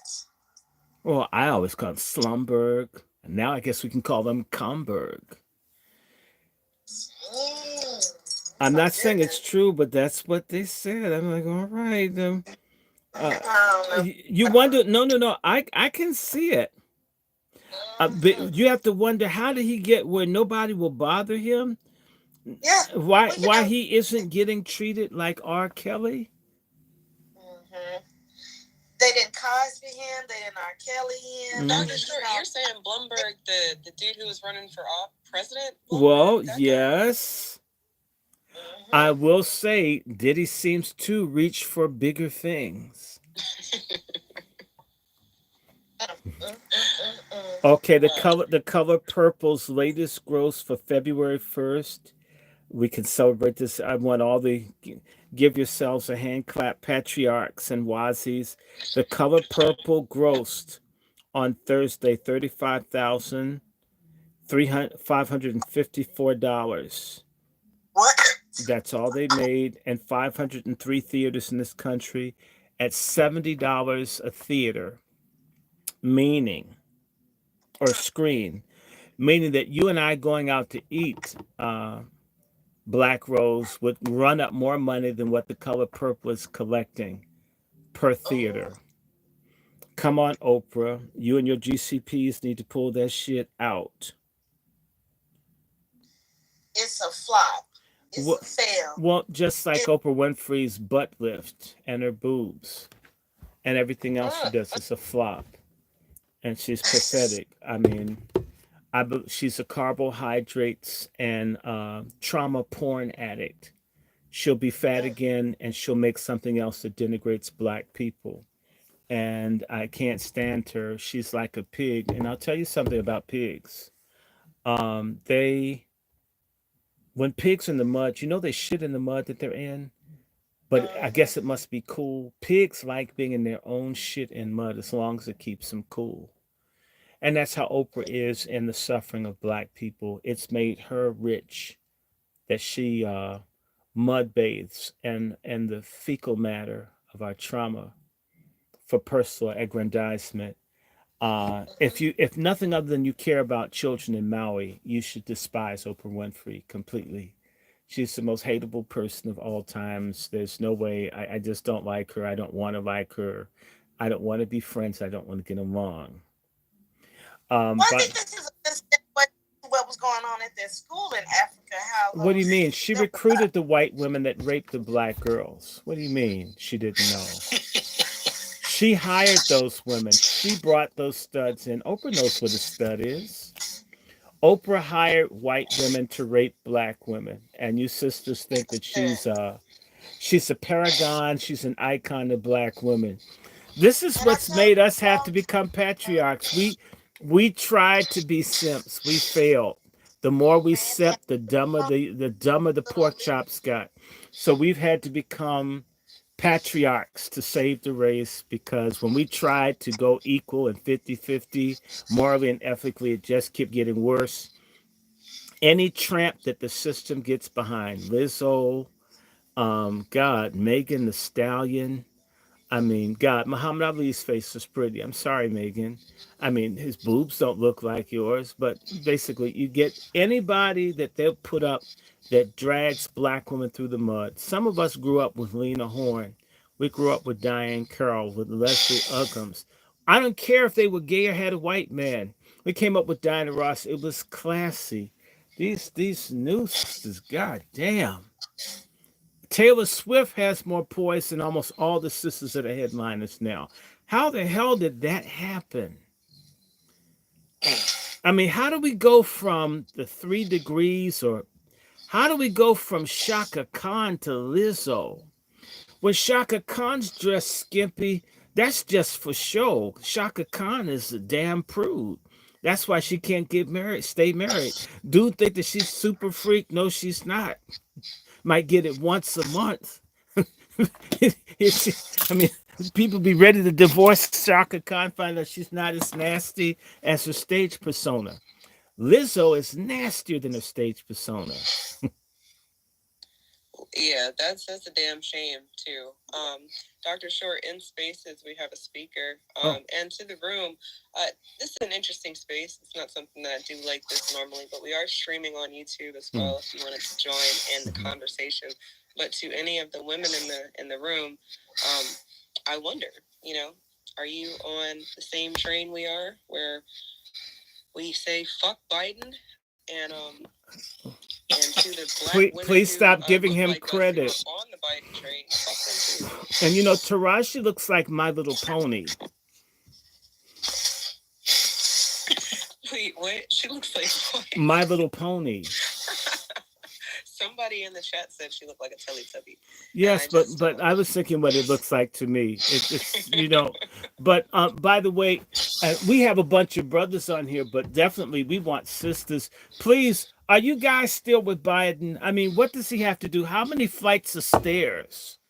How many children does he have to grow?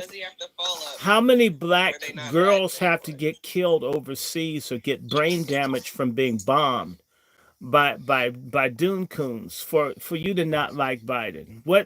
Tell us what needs to happen so we can draw a line and say, well, that happened.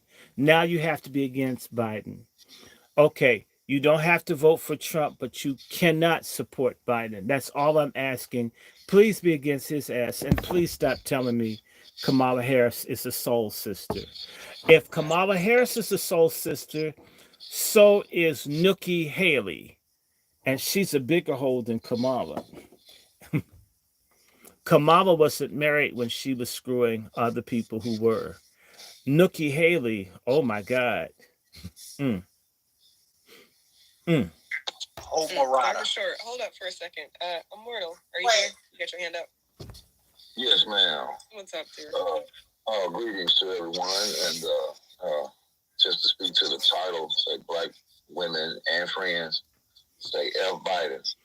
Well, I'm a friend of Black women, and I say F. Biden. So hopefully, the Black women I'm friends with come along with me on that. It's been a long road. my family, they get the tipping point. I gotta make, like you say, I gotta figure out what is it that you won't take, and when you do it, then I'll just show you that we can move on. And I also wanted to say something about the industry and how Black women are being portrayed that you mentioned. And so, from my perspective, I've seen that kind of thing go on for generations. So you can go all the way back to Betty Boop, all the way, the real Betty Boop, the one that Betty Boop was. You can go to Josephine Baker. You can go all the way up to Vanity. You can go all the way up to different ones throughout different times who had a risque approach to their entertainment thing. But the difference between then and now is, for the most part, Black Americans, we consumed our own entertainment. It was for us, by us, for us. And not only would we consume certain things like Vanity, that's more my generation, so Vanity was out. Well, Vanity was fine. Vanity was fine, at least. But we didn't venerate her. And we also would choose other acts like the lead singer. She sang a song, say, I'm sorry I have to pick this song, but she say, I don't care what you did to them, just be good to me. Now, she was a consummate performer. Then you mentioned other people like Shaka Khan. She was a consummate performer. She was beautiful, but she didn't rely on over-the-top sexuality as much. Yes, because she could sing. A lot of sisters, what's her name, Stephanie Mills, and we would support them as much or more than we would the more risque acts. So the difference now is, when the Black community has a risque act, all the white money is poured in there to promote that over and above anything like a Solange. Why she don't get the kind of promotion? Solange could have been a big star as quickly as Sexy Red, but the promotion wasn't in there for her. And all the extra attention, they didn't do that for her the way they did it for Sexy Red. There's a lot of sisters out here putting out good content, doing real good. I can think of a few of them. Jasmine Sullivan, I don't know if she's a Black American. There's a lady named her. Do you know Maimuna? A lot of different people. You know Maimuna? No, I haven't heard of that, but I'm sure she'd be sound like she'd be one of the ones in the vein of, we have to support. If we want to see a certain style being presented in entertainment of our women, we have to demand it and won't take nothing less. Otherwise, they'll just keep manufacturing this this nonsense. Yes. And sell it to everybody in the world. We want, Black folks ain't really buying Sexy Red like that. We don't. Or Little Nas X. Like we do, they hyping it up. That's the bandwagon hype. In real life, don't nobody trip off her like that. No. That's all these other people that want to see a Black woman act like that, and they pay for it. So they'll land it with that. Well, no, you're 100% right. And I would say this, in full agreement, we have to demand better. And I'll just tell you, I have to take my little patriarchal whip out. Too many Black men, I don't know what that's about, a whole bunch seem to love the slut culture. And it's a lot of Black men that like the slut hole culture. And that needs people. I'll give you an example. I will say a fucking name. I don't care. The guy on WOL Radio 1, Carl Nelson, and I drew swords on his show. I was saying that people need to stop going to strip clubs. Adult entertainment is really code language for sexual slavery of women for the entertainment of men. If you care about women, you don't want them to be sex slaves. If you can't find a woman, invest in a sex doll, but don't demand slavery. I'm such a sorry ass man with women until I basically have a University of California film department film library of porn, because I can't get through the week without new images. The younger, the better. That's the way I go through life with porn. Black men have to become the enemies of the porn movement. The porn business is controlled by GCPs. We are giving our money to people who hate our guts. We're giving money to people that are promoting insanity in our community. The porn industry needs to be attacked. Strip clubs, it needs to cease to be. I have an associate that goes to strip clubs, but they know not to invite me, and they don't talk about it because I'll put them down. Black men need to start rejecting men that like sleaze and filth. And the same thing black women have to start cracking down on this whore culture. The pimp, whore, stud, slut culture must go immediately. And I'll tell you, I was on, I'll say it, Carl Nelson's show. And I said that black men need to stop going to strip shows, strip clubs. And he says, I like strip clubs. Now, this is a Negro that's on Power Talk. He's a Jamaican. He's not a black American. And he's praising strip clubs. And yet, excuse me, I'm talking about human trafficking. Part of human trafficking is to supply a slave labor force for people who have erectile dysfunction that can't relate to a woman any damn way. Huh? So him and I said to him, so you like strip clubs?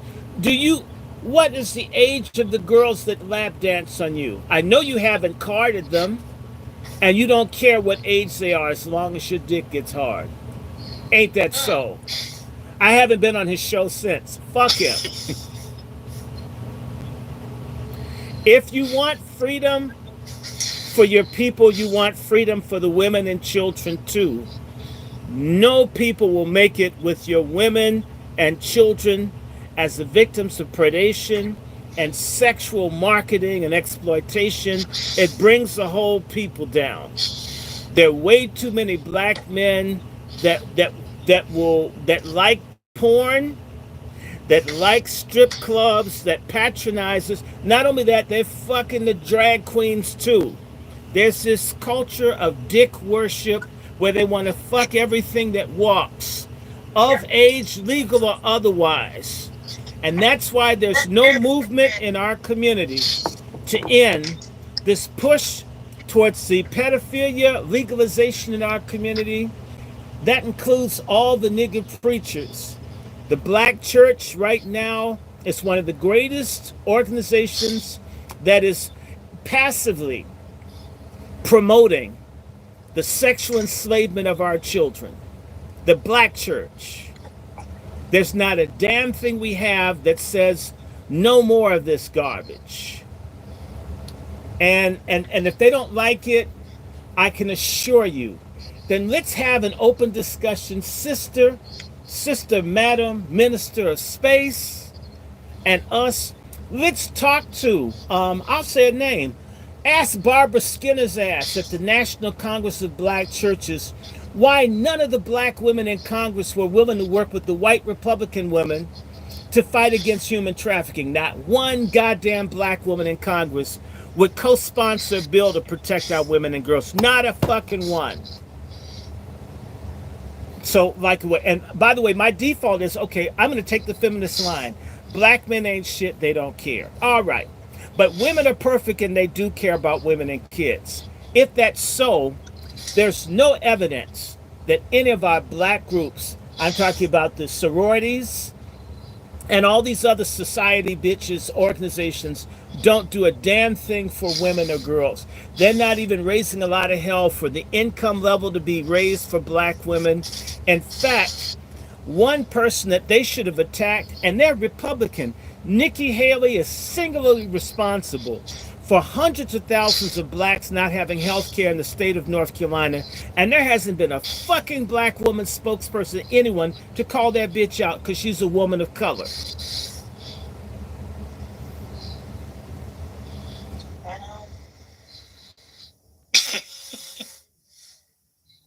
And you look at this and say, my God.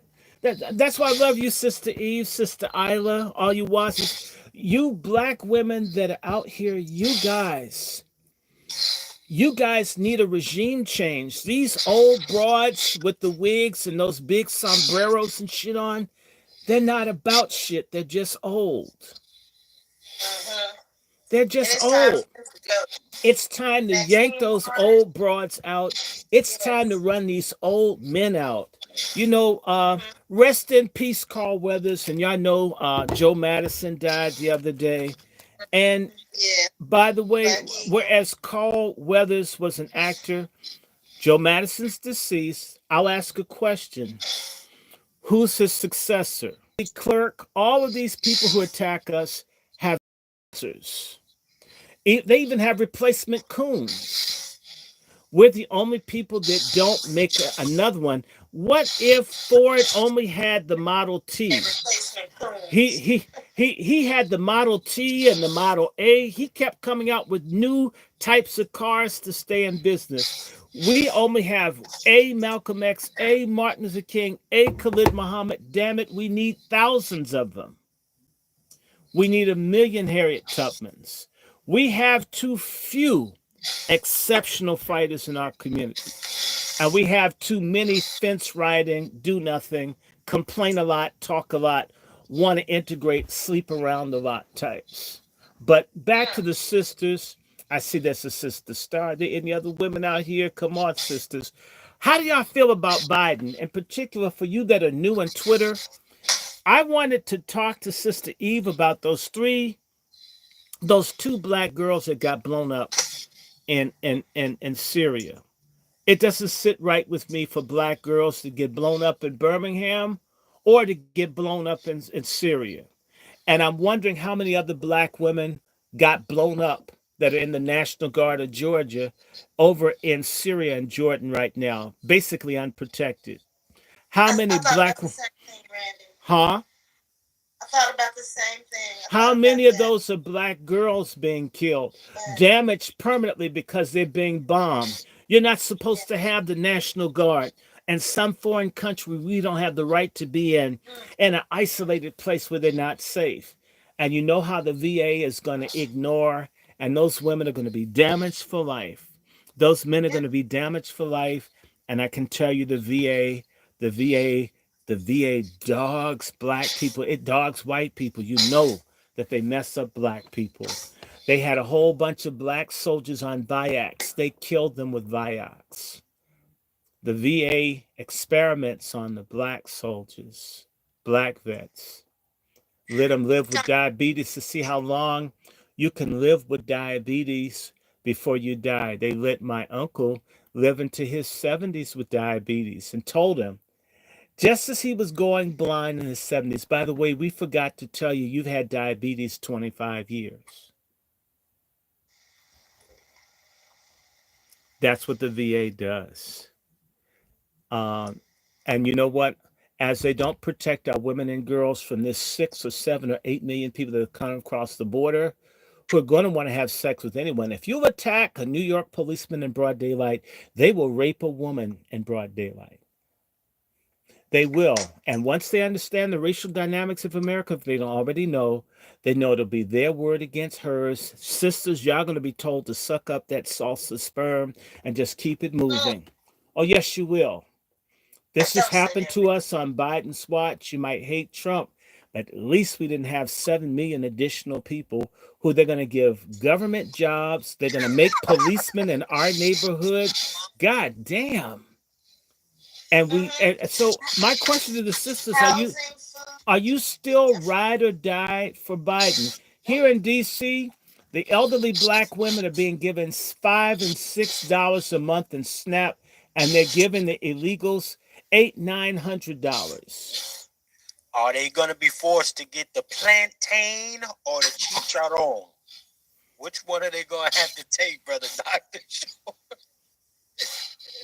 This is craziness. Come on, y'all. So I'm asking the sisters, are y'all still with Biden? When you watch the news, they're still saying black women are with Biden.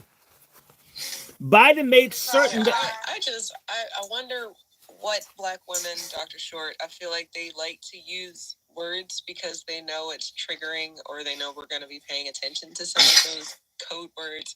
But then in the same breath, they will call, I don't remember what you were calling Nikki Haley and Kamala, but they call Nikki Haley she's 1/3 the melanin, 3 times the whole of Kamala Harris. Okay. 1/3 the color, and she said the country's not racist. And if you look at her skin, the epidermis is damaged from her using skin lightening cream. Her liar ass. Oh, what a fake ass liar bitch, man. Can't stand her. You can't make me like her. Not to be disparaging on the dead or anything, but if this is what they were championing, or if this is what they really believed in, or if these are the people that they thought were on their side, it's kind of like what we were talking about earlier. If you passed a Black Biden woman getting beat down by somebody, you would continue to keep walking, right? Because you're not going to sacrifice yourself for her when she says fuck you in general. So is that what we're doing? Are we championing people who decided to put themselves in harm's way because they knew what the harm was and they just said, fuck it, I want resources? They didn't. No, sister. It's illegal. When they recruit you, you're not supposed to be there. You're not supposed to be there. I know someone in the National Guard right now, and they were being pressured to be vaccinated. They were being pressured to go to other countries. That once you're under that, in particular, that's why they put that Esterol-looking nigga as charge of the military. That buffoon, Austin. He does look like the mother of JJ and Michael from Good Times. And the times sure are bad with his sorry ass. Okay. They put Austin in there to dog black people. And so initially he talked about racism in the military, right? And everybody, oh my God. He's talking about, and he just talked that little racial shit. He works for the white military corporations that steal all the money to have all these foreign wars. He's not for anybody. You know what I'm saying? At least he has a halfway decent looking wife, because I remember when remember General Petraeus? Man, yeah, remember, I mean, you could have used his wife as a pit bull dog repellent. My God. It was just atrocious, man. It's just like, I would like have to do a Hail Mary and stuff every time she came on TV. It's like, God, help my cornea get through this. Just, Lord, get me over. I'm looking to you, God, to get me through this, right? She looks so bad. So at least his wife is black, and she doesn't look like she does skydiving without a parachute. That's the only nice thing I have to say about him. Okay? They put him in there to mess over us. Right on. And by the way, he gets treated like dirt over in Israel. You know how they feel about him. So, can you imagine Bibi Netanyahu, the way Bibi don't like black people, to have that dude? And by the way, he's sick too. He's got cancer in his dick. That's what they say, prostate. I hope it's not the other side. Anyway. Yeah, I wonder if in fact, a lot of folk getting cancer, they beat cancer years ago, then all of a sudden the cancer came back. I'll say this, Joe Madison was on the radio with Fauci, telling everybody that they needed mandated medicine. Now he's gone. Mm-hmm. Yep. They said that we were stupid because we did not want to. Well, no, hold, don't go there, because they'll shut us down. Okay. We have to say mandated medicine. Mandated medicine. They said people who are against mandated medicine were crazy. Okay, so now the military, and even now, they want you to donate blood if you didn't have mandated medicine. Isn't that incredible? We're the ones making everybody sick. Now it's not us. Oh my God. They actually have sperm banks that are wanting to, and I know this is kind of gross, but they want men, the sperm of men who did not get vaccinated. Paying top dollar for that. Well, you know what? mandated medicine sperm. Well, you know what? There's a song that comes to mind by Aretha Franklin. Ain't no way for me to love you. Ain't no way. You ain't getting none of this secret sauce. You can't have it. Ain't no way. Ain't no way. There ain't no way for me to love you. And you know the background goes, who? Wait a minute. Who if you won't, if you did, that's me. Okay, ain't no way. Save your seed. Do not get. Look, this cum that Jesus gave it to me, the world didn't give it to me, and I'm not giving it away. This nut that I have, Fauci didn't give it to me, and Fauci can't have it. Y'all get me? Again, repeat, brothers. This nut I have, Fauci didn't give it to me. Again, this nut I have is mine. Okay. Okay. That's right. This nut is mine. Oh my. Right. And it's grade A. And I'm serious. And don't give your organs, don't do anything. Do y'all remember when Roland was trying to get black men to sell their sperm? I wonder if it's He was because thirsty. Black men were not He was thirsty. thirsty. The okie doke. He was thirsty. There's something wrong with him. He's gross. He's nasty. He's gross. He's despicable. Roll over Martin. Roll over Martin. Oh Yeah. my goodness. So no, save your sperm. I mean, and don't give it to Roland. You don't know what he'll do with it. And that'll probably be some ritual for people to become 33 in the third degree or whatever it is that they do. No. It's your secret sauce. Your secret sauce. This little cum of mine. Oh boy. Right. Right. And we're not gonna, it's not gonna be in your spine. This little cum of mine is for me, for whatever kids I can have or will have. Now, sisters, wait a minute. Sister Iva, I haven't heard from you. How are you feeling about Biden? You're the grandmother. I mean, how do you feel?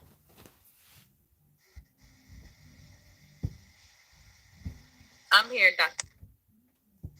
Wait. What are you thinking? Can you hear me? Yes. Well, if my timeline doesn't, tell it on both Facebook and Twitter, I'm just disgusted. Not just by him, but that entire weekend at Bernie's setup that they've got going on over there at the White House. That man is just appalling, just his history alone, being the mentee of Strom Thurmond is enough to send up alarm bells. Well, I would hope that it would send up alarm bells with people. I mean, those are things that matter because you don't just change overnight. What they say, the leopard doesn't change its spots. Or you know what? Or you can say drag queen doesn't change its crotch. Yeah, he that I didn't vote for him. I voted for Obama the very first term that he had. Oh, I'm gonna pray for you. Yeah, and then after that. Sell out. I did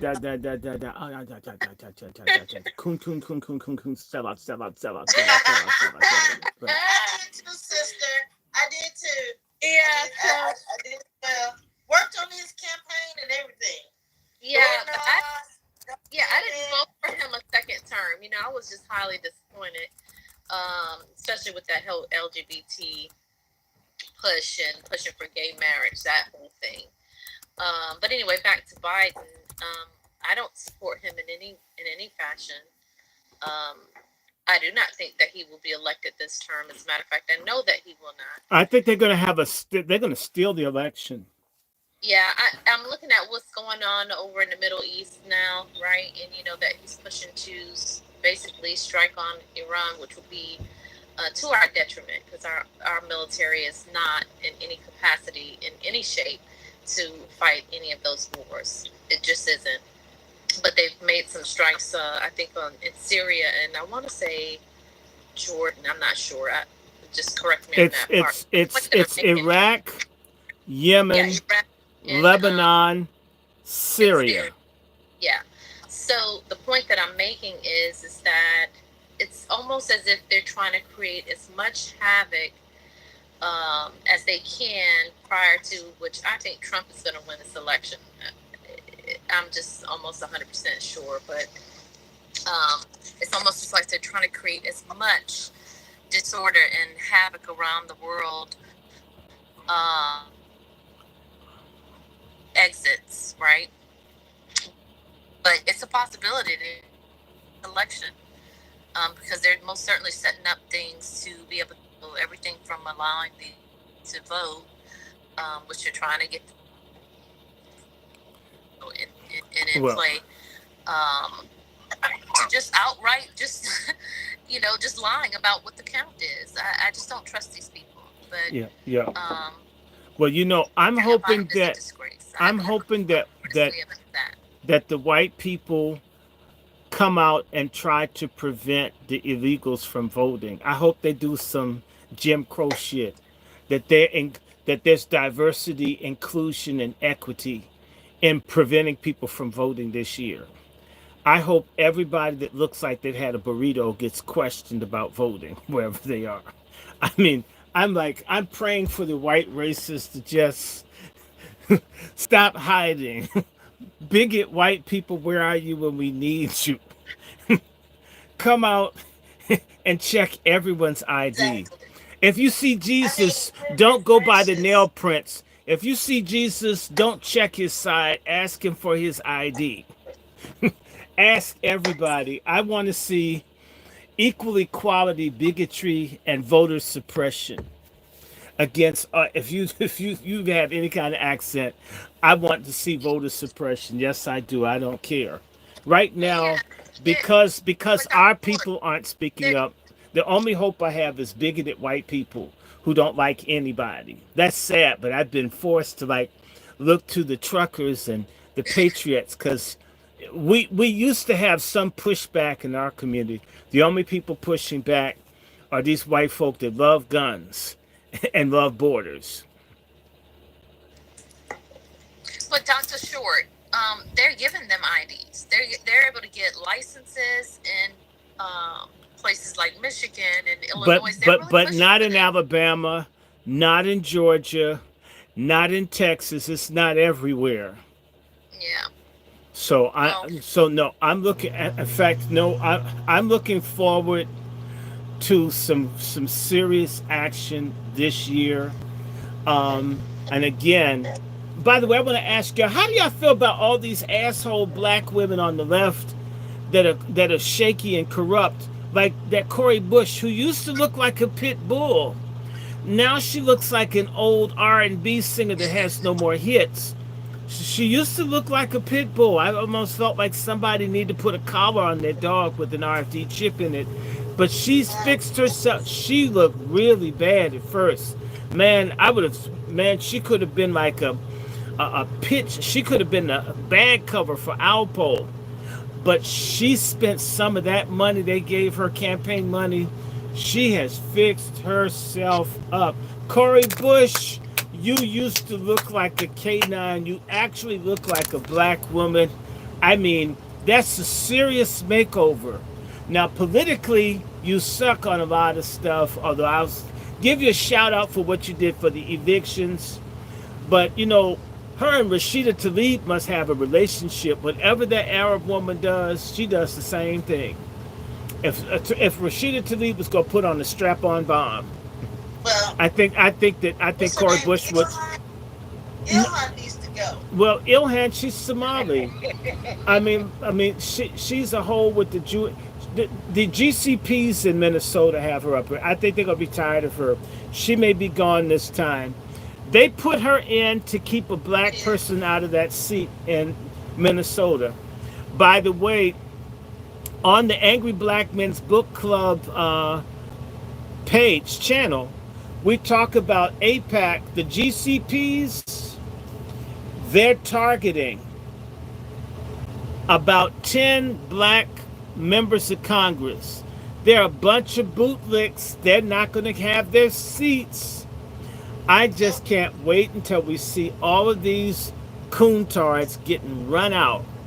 Not that they'll be replaced by good people, but it's nice to see them have to look for a job. Like the rest of us. It's beautiful.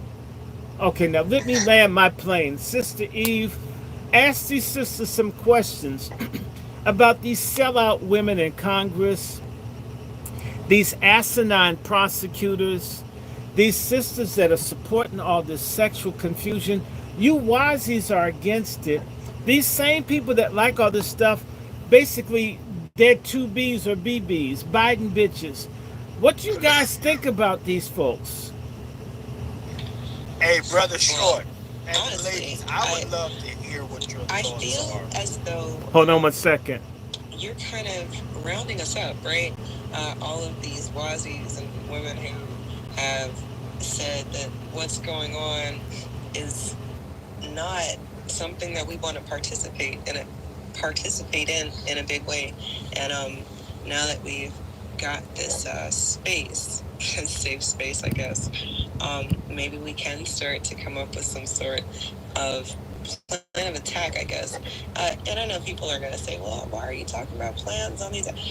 They're listening to pretty much anything we say, anywhere we're saying it, unless we're going to be in person. So since that's the case, I think that, some very real things that we could start doing, if you haven't already started doing, is tweeting these people, tweeting them your discontent and your, the issues that you have. The least they can do is block you, but at least at that point, that they're paying attention to you, and they don't want people to pay attention to what you're saying. Mm-hmm. I've been blocked a bunch of times. The Congressional Black Caucus has blocked me. There's a couple senators. What about Simone Sanders? Somebody needs to tell her that she and Magic Johnson needs to make her his son. She's more man than his boy is, and she looks just like him. I wrote Simone. I think she blocked me, and I also wrote Donna Brazile, who looks like the former Georgetown Hoya. Remember John Thompson, where the Hoyas went to the championship? She looks just like John Thompson. She does, and I'm serious. We need to write them, and also, and don't limit it to women. Hold on, I don't like no coons. I'm a coon buster. Please go off on Andrew Gillum. I mean, this man now has a story that somebody tricked him into getting into that hotel room with his clothes off. I'm trying to think, if they had to trick you to get you into the hotel room and get your clothes off, how did you know how to get back to your car? You wouldn't have known. Where would you have? You wouldn't have known where your damn car was if they had taken you. You would have been so disoriented. You were able to get yourself back together, though you forgot to clean up the dookie that you left in the sheets. And yes, he did. And some was on the floor too. I remember the picture. I mean, people pick up after their dogs, but he left the dookie on the hotel floor. I guess the staff is supposed to clean it up. I thought he cared about working class people. They're all bringing these bastards out online. You have my permission. Please go after Bakari Sellers. He's a distant cousin of mine. Mess over him first. I mean, in fact, when you have the revolutionary movement, like in China and other places, sometimes you have to say, I love my family, but they violated the revolution. I can't stand with them. Please mess with Bakari for me personally. I mean, tell him Maurice Sellers' grandson sent your ass. He needs to get taught a lesson. We got to go after Clyburn. That's the worst Negro spiritual. Oh my God, he's so terrible. Why can't he have a stroke? I mean, if he was vaccinated, he must have had the good shit. Okay. He must have not had no mRNA. Anyway. You said that Clyburn looked like who? Randy? He's the worst Negro spiritual ever. No. Who does he favor? He looks like Uncle Ruckus got a donated eyeball from the IDF taken from a Palestinian. Oh my gosh. He does look like Uncle Ruckus. He does. And please, ladies, I want one promise. Please don't support Michelle Obama if they trot her mannish ass out. In fact, Jill, just to make up for all the jokes and shit I've said about her. You know what I'm saying? I mean, I'm serious. I'm not a voyeur, but I really do want to know what's up that dress. At this point, I'm tired of shit. I'm gonna be honest, and I'm not the only person who out here also wants to know if Michelle is not a hermaphrodite for real. I believe that she's at least half a woman, but it'd be nice if it's 100%. You know how the song in church is saying 99.5 won't do. 99.5% woman won't do, Michelle. You need to be 100%. Okay, so I would consider her candidacy if I know for certain that she's not intersex. I didn't say she was, but the same way Kevin Samuels laid down his life for us. Oh, God bless Kevin Samuels. Oh, let me take out my blessed. Let me take out my blessed frankincense and bless. I said Kevin Samuels' name. Let me bless myself. Can you give him a shake of the tambourine as well? I have to put a K on my forehead. That's a special K for Kevin. Kevin. I mean, so yes, I put. Yeah, this is my. Brother You Short. know what? This is Wasi. You gotta do something. You gotta pay homage to a sister on the Wasi. Yes, I just want to say that Michelle Obama, the same way that Kevin Samuels laid his life down for us patriarchs, so the black manhood would have life and have salvation. Joan Rivers laid her life down to tell us about Michelle and Barack, and so an honorary Betty Shabazz, Coretta Scott King, Ida B. Wells, a letter is in the mail to the family of Joan Rivers. Okay, what were you saying, Chef C? We kept cutting you off here. I'm gonna shut my mic off for a minute. No, I just wanted to know what the ladies. I wanted to know what the ladies thought about the chick. I love Chef C's sound effects. Okay. Give us some sound effects. Okay. Peace.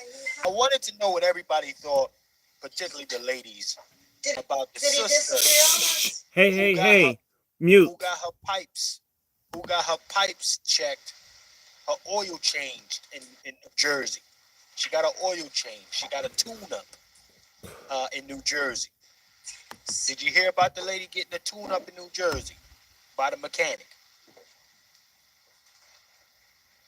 Okay, so you ladies didn't hear about the woman whose foot was on the gas pedal when she's getting screwed by the mechanic in the garage and they died from carbon monoxide poisoning? Well, so nobody knows about that. Well, my thing is, of course, at least she went out with the bang. And the thing is, I'm wondering, at least, she came in, she went at the same time, so that's an economy. I don't know, but anyway, I guess maybe the sisters didn't know about that, so Chef, they don't know about that. But this woman was screwing in the garage, I'm trying to think, I guess he saw what was under the hood. Well, or maybe if he was singing, if humping you is wrong, I don't want to be right. Right? But, they must have turned the ignition on or something and gassed themselves. I tell you something, if they were GCP, they would have called that a anti-Semitic conspiracy because of the gas. So, man, come on. I'm just saying.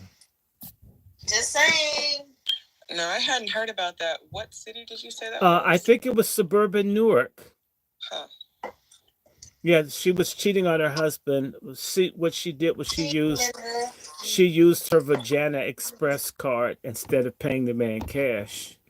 You know, the vagina was the first legal tender as well as the first Beazle and the first stay-at-home business. And that well, it is. And and actually it is, and it's sort of like a Winnebago. You can take it wherever you go, and so COD, Cooch on delivery. or come on delivery. So okay, back to Biden, people. How are you guys feeling, ladies? Come on now, Ashira, Black Rose. What is your thoughts? You're down in Texas. How are you feeling about Biden? And are you going to vote for Biden because you know he's black woman's best friend? I have never voted for Biden, nor did I vote for Hillary Clinton. Mhm. So no. Well, okay. Absolutely. Well, so since you're so smart, did you vote for Obama? You know what? I have to say I did vote for Obama both times. Damn. But yes, I did. Oh my God, I was cooning. Oh my God, I was. Say it ain't so. But Say I it came ain't so. to the realization, of course, shortly after that second term, a few months in, I was like, ooh, we've been had. We've been bamboozled. Oh, Obama is so Yes, sir. terrible. Obama is goodness. so terrible. I don't know what The to. worst. And why won't they just go away? I never seen anybody that linger like them. Just linger. Go away. You want to make movies and shit? Go. It's like enough. We had 8 fucking years of you and Michael. So I mean, go on somewhere, please. Now, let me see. I have a question because there are a bunch of people up here. Okay. What's the question? You're a friend of mine. Do you think I'm into white women? No.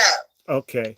I'm So glad you addressed that because I was going to ask you, what the hell is that about? What makes her think that? Or is he just joking? Well, maybe he's he's just joking. well, if he's joking, it's fine. It's you know, as friends maybe, but I don't even try to make a lot of friends that are not black. My experience is there's not a lot of respect between different groups in this country, unfortunately, or fortunately. So I don't make it my business to have large numbers of friends that are different from. I mean, I can get along with anyone, but I don't try. I don't go out of the way. So, um, God, uh, not something I'm trying to do. So I, I, I, I can't. I don't think I can get all of my friends in a particular category that he's describing on one hand. So, the Bible says, "From the wealth of the heart, the mouth speaks." So I have to assume that this gentleman is into white females, and they're projecting that onto me. That's fine. That's their business. And if I did, it would be my damn business. But I don't know. I can just say to you what I like most. He wants a little pink tone. Yeah, well, a lot of people, a lot of people like that. But I prefer, as I said, I kind of like my own group, my own at least, or people similar, like most people. Um, and I'll be very direct with you. It's never been something I was as as recently as about maybe 5 o'clock today. I got propositioned. I get propositioned a lot, as all of we black men do on social media, by women that are of white and other types. I know you know that's true, Chef. And that probably happens to you, Brother Q, and everybody else. Black men are constantly accosted by women and other groups. Constantly. Is that true, Chef? See, constantly bugged by. I'm a God-fearing man. I keep my head down. I don't start no trouble. Yeah, but it doesn't mean that you don't get approached. Listen, I stay clear, man. So I'm that like a listen. I'm like a slave. I'm like a slave, Doctor right, Short. but Listen. that's so what he's saying is he basically turns everything down, and so doesn't accept. And so someone wrote me today, and I get right, and I just block all of those things. Almost, I'd say, uh, practically 100% of anybody. It's not interesting. As I said,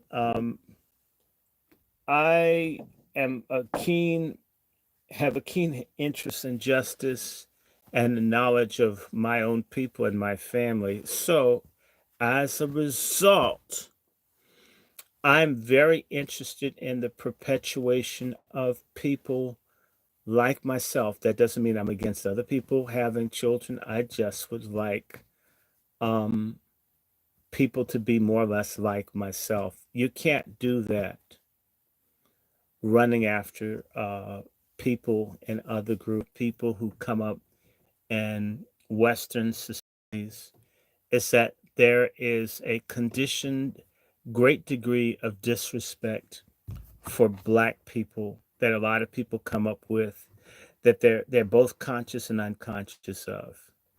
I don't have the patience to school someone or educate someone on how to treat me. That's not interesting at all. In fact, that's offensive. So, can you imagine somebody getting me a Ku Klux Klan Halloween costume? And she could be the sweetest Karen of all times. And or you got me a Hitler costume for Thanksgiving. I'm sorry, for Halloween. Um, that would be crazy. It's the same way, my friend. Remember the guy that was in Missouri, Black Rose? Remember the one that shot himself in the head over his white wife? He had like 4 or 5 kids with a white wife, and the white wife's family was totally racist. And she was trying to teach the kids that the Confederacy was good, and da da da da da. And ultimately, she tried to shoot him, and when he fought her, he broke her nose, and she made a video of her having sex with some black dude to get back at him, and ultimately he got arrested, this, that, and the other, and he killed himself over the white lady. He did. He shot himself in the head, and I'm not remembering his name, but it's been no more I than. don't know Remember that. the guy, True Power is Mine, TPIM? He still has a YouTube channel. He shot himself over the lady, and then he was trying to tell me he didn't love the woman. Says, no, you've had 4 or 5 children with her. You have to feel something, my friend. What do you mean you don't love? You got 5 kids with this lady. You love her. Now, what you need to be honest about is that you picked a piece of shit white woman, A and you've piece of made these shit. kids with her, and that's the real deal. Don't tell me you don't love her. Tell me that you are disappointed in her. And I says, you're Mm. not going to do to me what a lot of fake black men do. You're going to say all this racial stuff, or what you that you think I agree with, to try to reassure me that you're on the same page as me. I've never asked you to do that. Okay. The fact that you have 5 children with this lady lets me know where you stand. I'm not mad at you. And so I never asked you whether you were with the white woman or not. I knew you were with the white woman the first time I talked to you. I never They have said, a different energy. yeah, they do. You can And feel by the it. way, You can feel it. and I'll tell you, the greatest turn off of all for me are black women that worship white men. If anybody's like that out there, please don't contact me. It isn't that you can't like a white man, that's not how it is, but the fact that they worship white men, Yeah. those kind of women are they're disgusting. And the black men that worship white women, you can tell that they worship them. I'm not saying that there aren't good people. Okay, my great great great right? 3 times great grandfather married a German woman. So that's what my grandmother. one of But my uncles, you know, that's him. That's not me. yeah, one of my uncle's wife is white, and we love her. We go over to that house. Yeah, I mean, yeah. family. But as I So said, it's nothing about that at I all. like being who and what I am. I don't want to be anything else, nor do I want my children to be anything else. So the dumbest thing I could do is get someone in a group that's in conflict with mine and start a family. So anybody would think that is a person that thinks with their penis.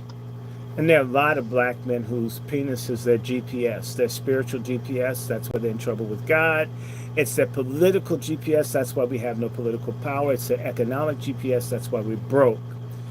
If you put your penis as your personal compass, you are a failure as a man.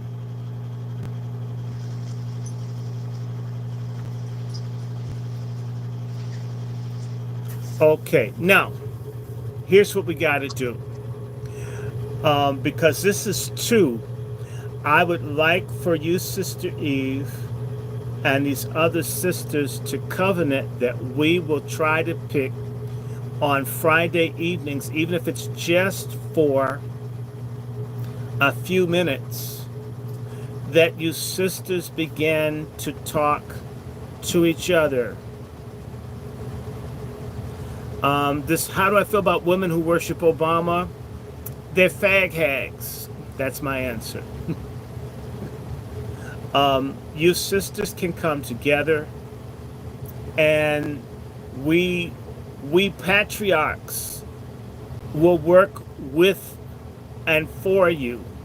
Sister Eve, you have Black Rose, the same way we have this new united black media matrix must also include an good, righteous black women, the good kind, need our support, and y'all need to be visible such that certain atrocities never occur again or anymore to any single individual that is in this collective conversation or anyone else. That nobody can victimize, humiliate, or exploit our sisters, and there not be a collective response. Not only that we interconnect and interface around the country. My sisters in Chicago will talk to the sisters on the East Coast and the Gulf Coast where Sister Black Rose is. We will come together and bring out the issues. We have the capacity. You sisters have the capacity to do this. And believe it or not, we brothers will support you. I was hoping for Sister Miriam. I'm going to get her. Sister Temple's daughter was sick, but that's okay. We just need to put together something and bring, and the ladies need to understand that they've got to come forward on their issue and their issues, and part of your issues are our issues. We are working together, not against each other. We are a oxen team. We're not trying to drag you, and we're not trying to leave you. We must figure out ways in which we can overcome the tremendous and horrific legacy of feministic and fagonistic bigotry in our community. Oh, I see somebody down here. Who is Queenie? Who's Queenie?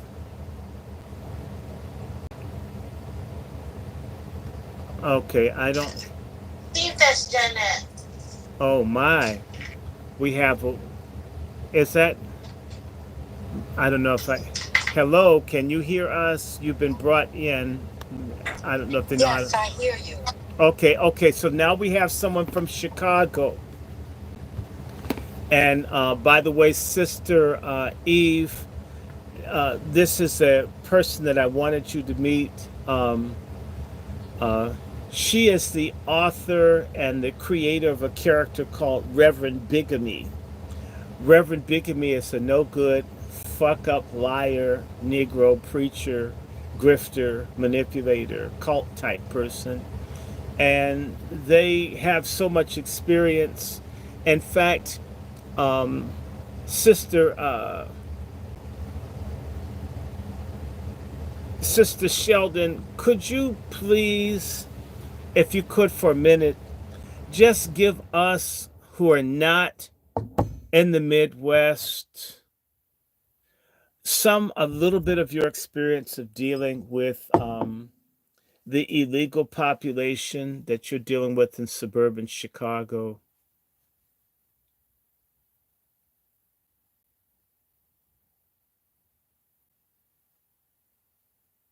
Can you hear me? Yes, I can hear you now. Yes. I've been going in and out. I'm still sort of working. However, I was listening in. The illegal population regarding the preachers. No, not the preachers, but what has the illegal invasion, what do you see? You're on the front lines in Chicago. What do you, as a Wasi, see these illegals are doing? Committing lots of crimes, pushing us out in the sense that our tax dollars are paying for their stay here in Chicagoland, sucking up the resources, um, really working the 911 system. I stay out in the outer areas, what people would call the suburban areas. And I've never seen anything or heard anything like it before in my life. The police sirens and paramedics are going all day long. I see lots of accidents. I hear of lots of robberies. The neighborhoods are becoming trashy. They open special food giveaways for them. And I know some homeless people that tell me, and they've cammed this. Several have told me, and not just homeless people that stand in line to get food because they cannot afford to feed themselves because prices are so high. And of course, you know about the job situations, and these people are getting welfare, food stamps, and far more than a family of their size would get if they would allow them to get it. The legals, the residents, the black people here, for the most part. Let me ask you a question. Because our show topic is, are you still a ride or die for Joe Biden? How do you feel about Joe Biden? I don't feel about him. I didn't vote for him, and I never will. What do you think? I don't have a lot of love, or maybe any, for the Democrats. Wait a minute. You're a black woman. Yes, I am. You're supposed to be for the Democrats. Why Yes, are you? I am. Chicago's a Democratic city where you grew Yes, up. it is. Why are you saying, okay, look, the way that we're told is Donald Trump is the Antichrist. He's just the greatest enemy of black people of all times. Do you agree or disagree? I disagree. Why do you disagree? Why is Donald Trump not a monster? Well, it's not so much about Donald Trump.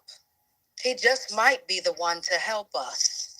However, it's more about the Democrats, the demon rats, because they've been saying what they're going to do since World War II, and they haven't done it yet. And we're going down, down, down, getting pushed out and over and under.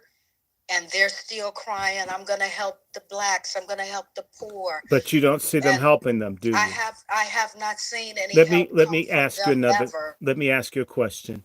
You have 8 natural children and as many as Yes. 24 children you've raised as a total.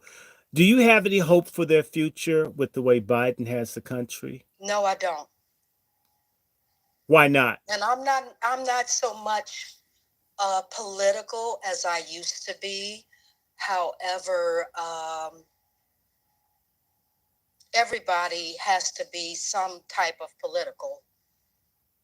Politics is local. It starts where you are, and the way the world is going now, the way that things are shifting, the way that they're making them go, releasing this COVID.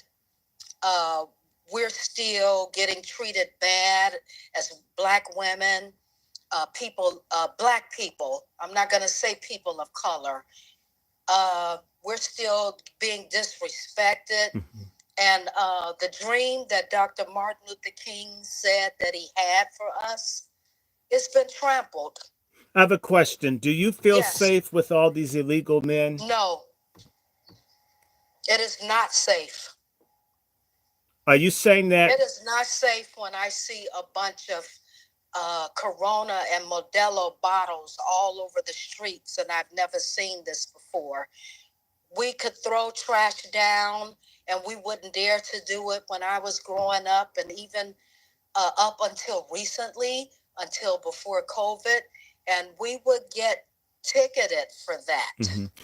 I have a We wouldn't question. dare do that. We didn't grow up like that. Do these people ever say or do anything that would make you personally feel unsafe?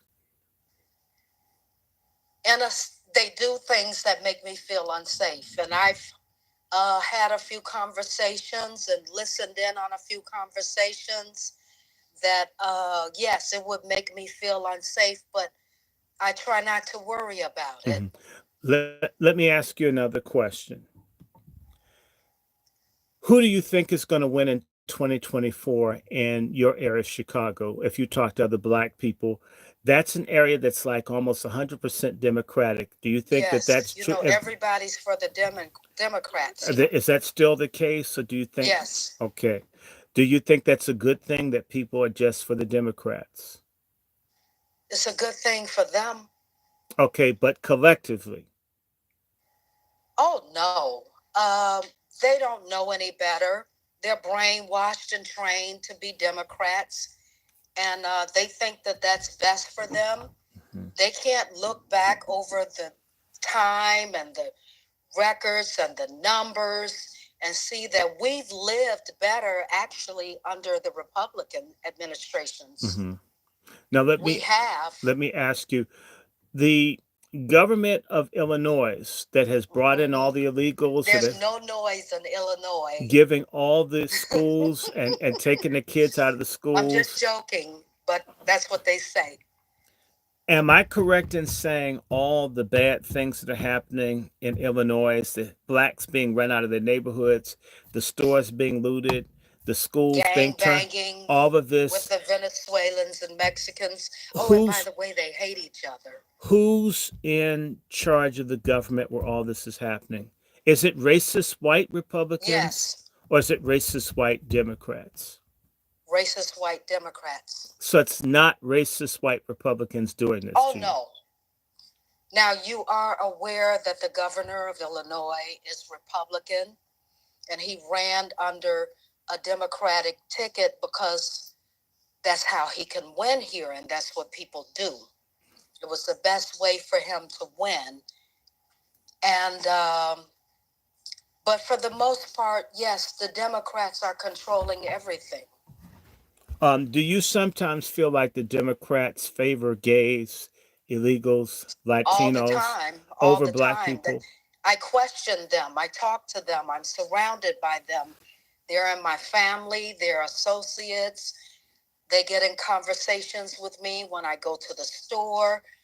They automatically think I'm a Democrat, so they start talking this Democratic stuff, and I listen to them. Mhm. and I don't need to take any more polls. Okay. I don't need any more evidence. Let me ask you another question. How do people feel about Obama in Chicago? A lot of people love him and admire him. Okay. And it's a lot of black people that love and admire him. And a lot of white people love and admire him. Mm-hmm. And there are some people that I had conversations with that said, oh, he didn't do anything for us. But there are certain people that say that.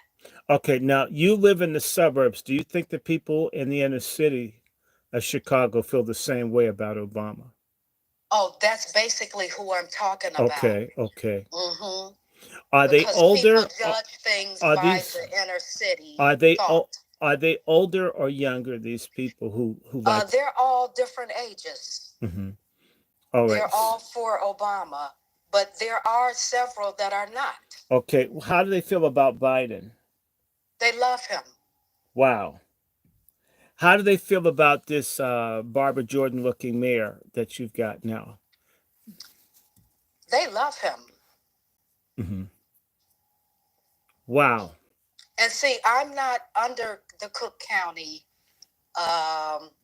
politics. I don't live in Cook County. Mm-hmm. And that's Chicago, Cook County. But yes, they love him. Mm.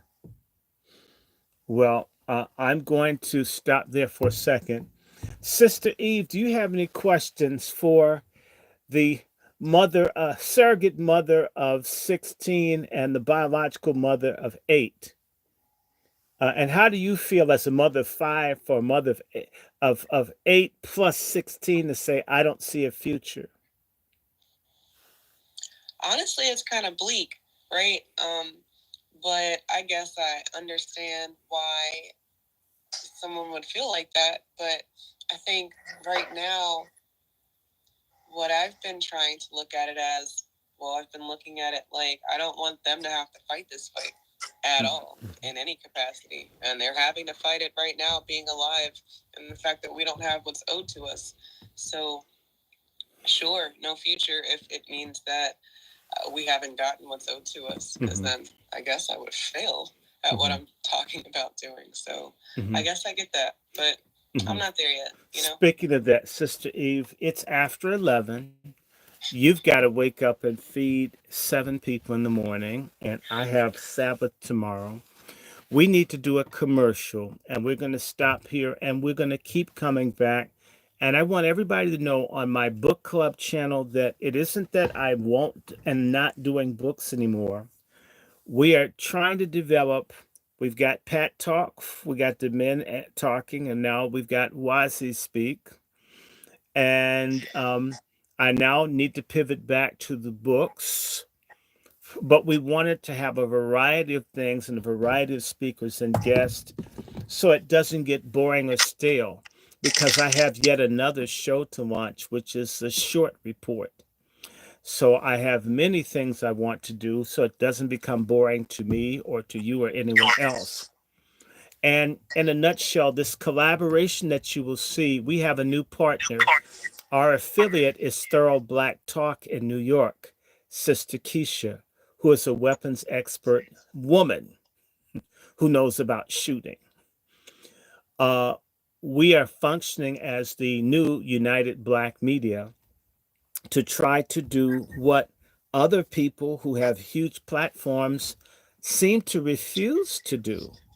And we are trying to develop so in such a way when there is a situation like our young girls getting killed in combat, we can put that topic out before a few thousand people.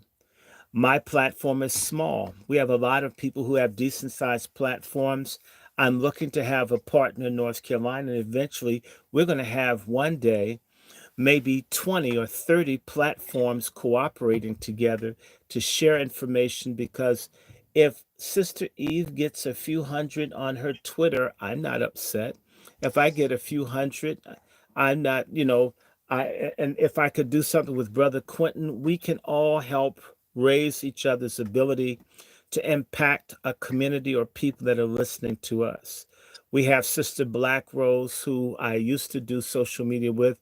We want to bring this back in so we can hear voices and instead of complaining about what we don't see, because sexy red doesn't represent the black women that I know. It makes me angry. The black men I know are not like this. I can't stand it. I'll do anything to replace it. So that's why I'm calling all my friends. They're all lovely women to bring that can think, and they can drop babies and still look years younger. That includes Sister Isla too, who looks about 20 to 25 years younger than her actual age. Sister Eve has had 5 kids and looks 15 to 20 years younger than what she is. And Sister Janet's had 8. She's kicked out 8 and looks 20 years younger than what she is. And they're all intelligent. They all think. They all travel. They all have some education and professional experience. And those are the black women I know. These skanky folks with tattoos on their eyeballs and those Borden cow septum rings. That shit, I don't know what. Damn it. This is a violation of my understanding of what womanhood and femininity, at least if it isn't what it should be.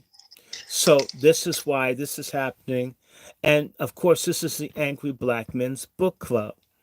And of course, our partners, of course, now are Madam Minister of Space, Sister Eve, Black Rose, Sister Isla, Let's Talk to Brother Q, Lone Wolf Firearms, as well as on their necks. And of course, the Negro Knights.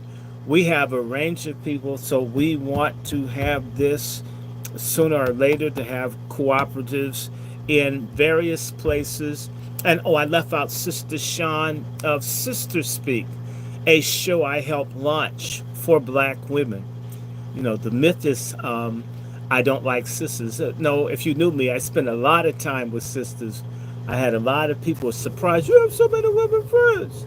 Well, if you actually like women, you can be around them. If you like having sex with women only, you can't stand them when you're not on top of them.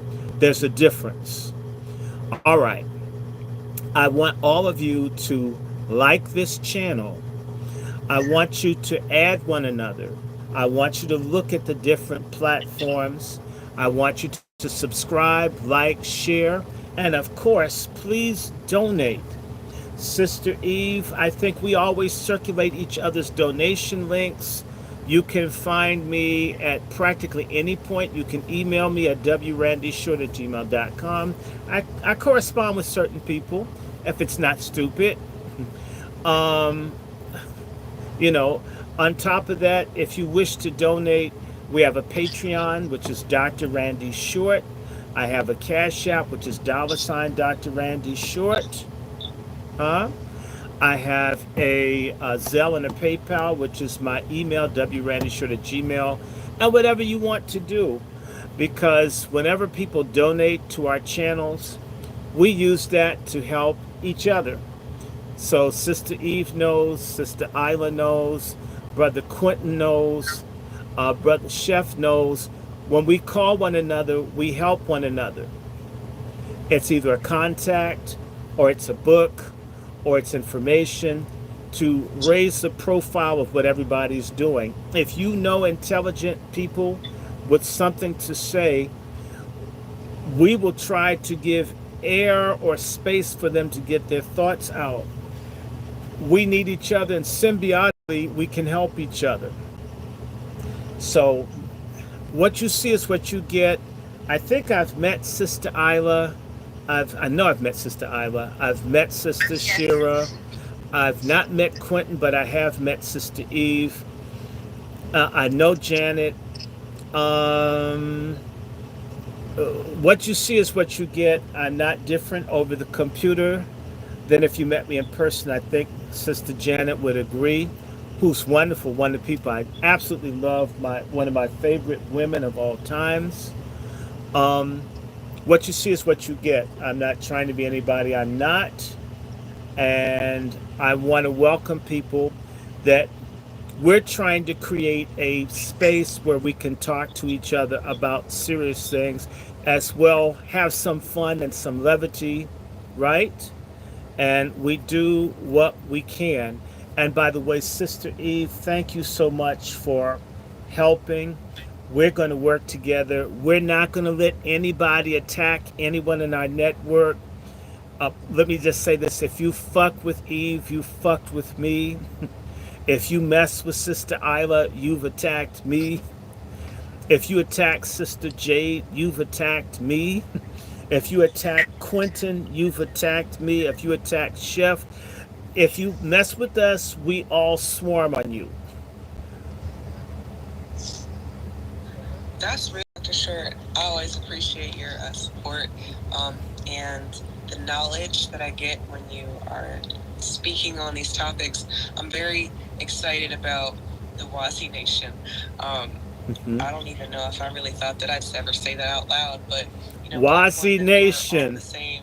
On the same time, I do think it's past time for us to put some fire up under these other bitches, right? Because they're too comfortable. And we have to go after the fagonists. And I'm telling you, sisters, raise the bar.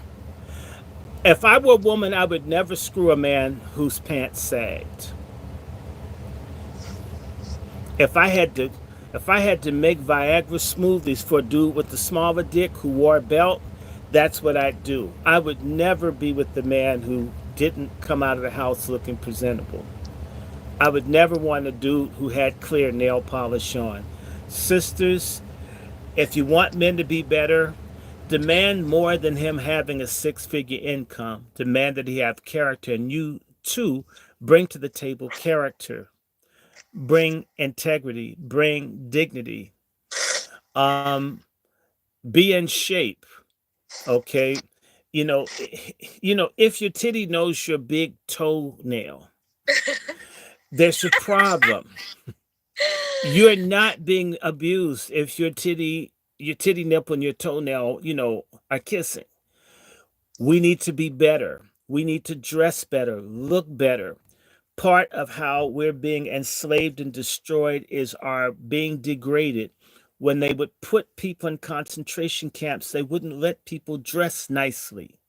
They would, that's part of the destruction of a people, is to ruin their aesthetics.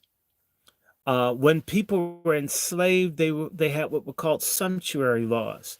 They had laws against black women looking good.